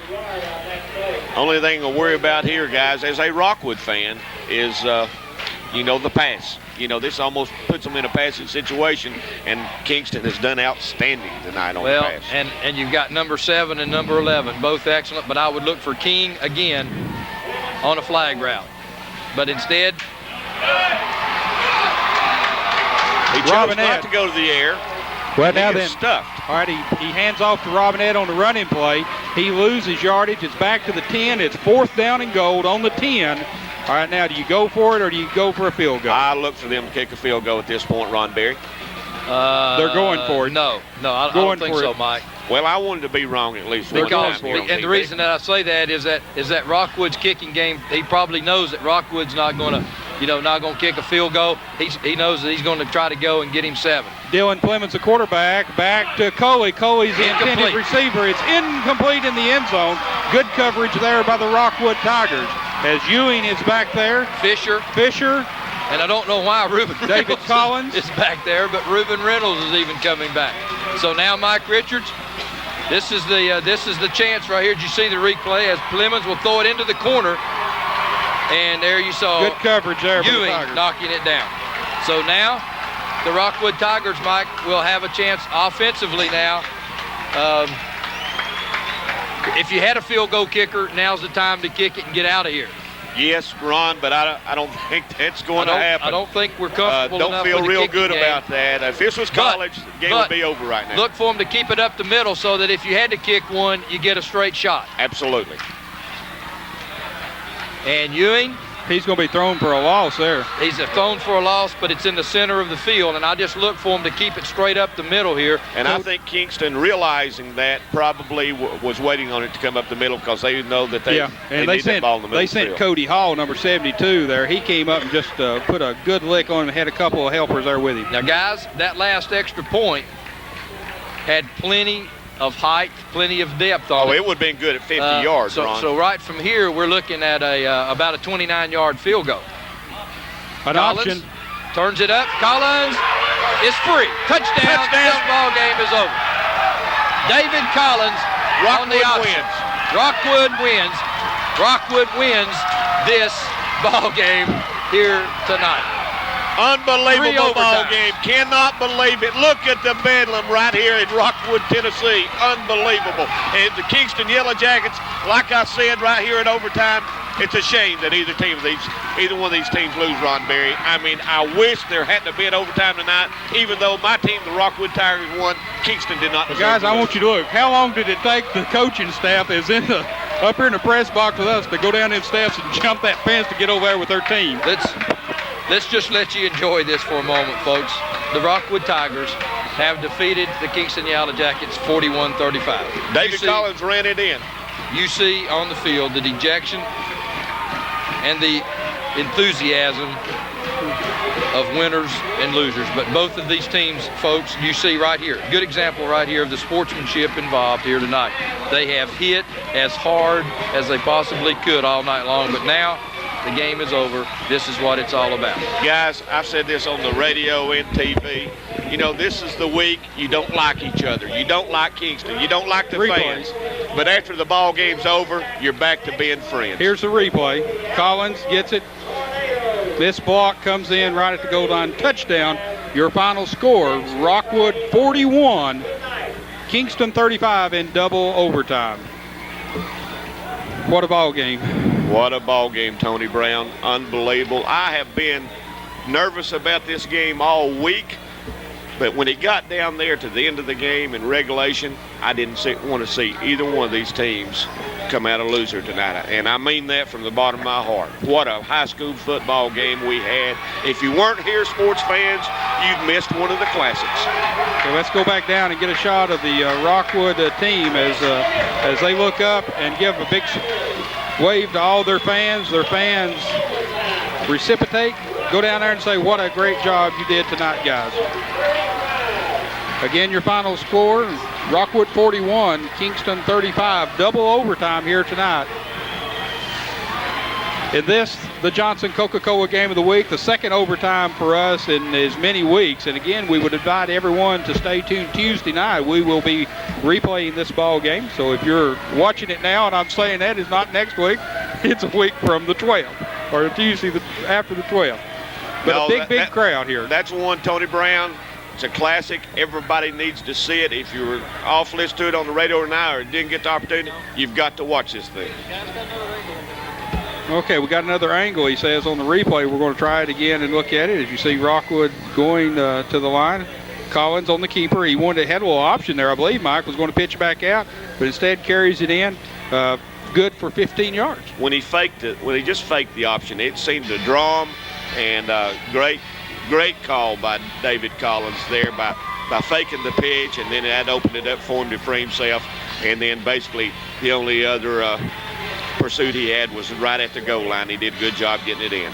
Well, we're back again, and I'm Tony Brown, joined now by Mike Richards here. We're going to try to have a little bit of post-game show here, and hopefully Coach Webb will come up. We can get an interview with him. But I'm telling you what, Mike Richards, have you ever seen a more exciting ball game than this one tonight? No question about it. When Ron Bear was here, I told y'all, I've been to a lot of football games, Tony, since 1955. I can't remember one being this exciting since 1955. It was one unbelievable football game. I'll never forget as long as I live. And folks, not being here, you missed it. Well, double overtime, that's saying something both defensively and offensively. The Tigers come out ahead, and that's first time in 3 years, I guess? Well, we haven't won here since the fall of '92, and last year, a 16-12 game at Kingston, very good ball game. we just hit a dry spell, and but this year Tony Brown, Rockwood's made up of juniors and seniors. It's been a long time since it's been that way, and they had a good ball club that could compete with Kingston. Coach Webb, I know you're tired. We're going to get you a drink here. Exciting football game. Unbelievable. I've told the folks here on TV, it was like a tale of two games. You know, it looks like both teams in the first half, offensively, nobody could stop them. Then the second half, it seemed like the adjustments started happening, and then that you did. Defense did step up and stopped each other. So, outstanding ball game. You've got to be excited. Unbelievable. I've told the folks, one of the best high school football games I've ever seen. Well, I tell you what, I've been around football for a long time, played and a whole lot more than I've coached, and been in some good football games. But I tell you what, this one right here is probably the best one I've ever been with. I've said it all along. These guys, they've played hard for me all year long, and I said it last year to the seniors that was going out that we'd bring it back to them, and I seen all them guys over by the field house after the game tonight. It don't get any better than this right here, right now. Coach Webb opened up the football game. Greg Ewing takes the ball on the 5-yard line, takes it 95 yards. What a start to set the tempo. But I tell you what, that was a big play for us. We were tight coming out. This is a big game, especially for us. I know the Kingston guys, they're, they earn my respect. They play hard. Coach King does an outstanding job with them, and but that's a big play for us. We're getting off to a good start right there. It just proved to everybody, and especially to ourselves, that we were going to be in a good game. I told them all week it was going to be a great game. There wasn't going to be no more blowouts. And it was something that, we preached all week, to overcome the adversity, and, sure enough, it happened.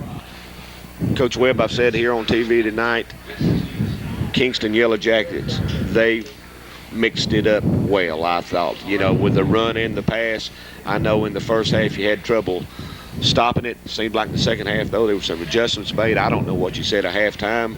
I don't know if they just sucked it up or what, but it just an outstanding job in the second half in containing Kingston, because they are an explosive ball club. I tell you what, Kingston's got a good football team. I don't care what anybody says. They're going to be right there when it's said and done. And, they do an outstanding job with their program. And, they did some things that I didn't think they were capable of doing against us tonight. They came out, their kids were ready to play. Coach King, I know he had a good week of practice preparing his kids to play. And they did a lot of good things. They've got a good football team. Coach Webb, I said during the week, I said it earlier tonight, the game didn't mean anything in our region. It didn't mean anything in Kingston's region. It has nothing to do with the playoffs, but in Roane County, it was the game.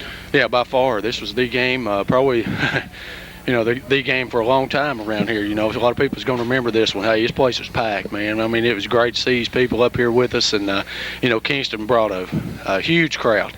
This is the most people I've seen here at this field in a long, long time, and I know you've been here a long time, too, and I believe you can say the same thing.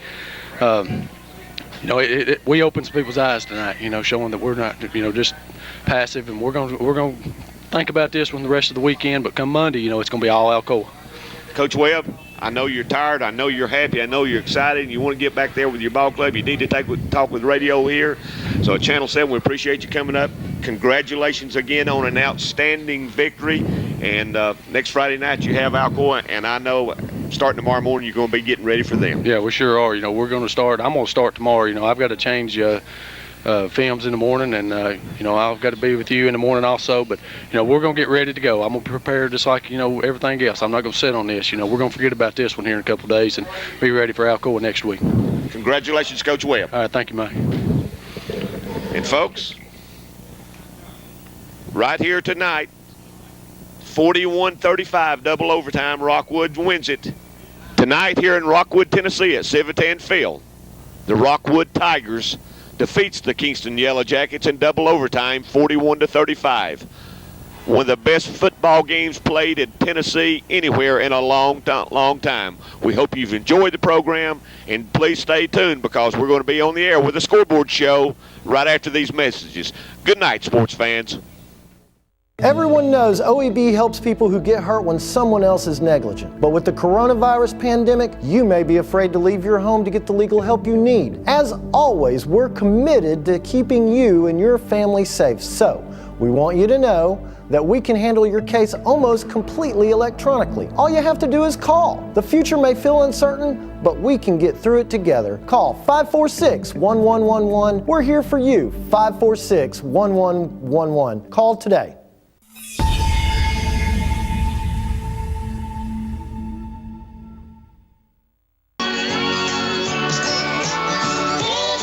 Just a sail away, oh, oh, just a sail away.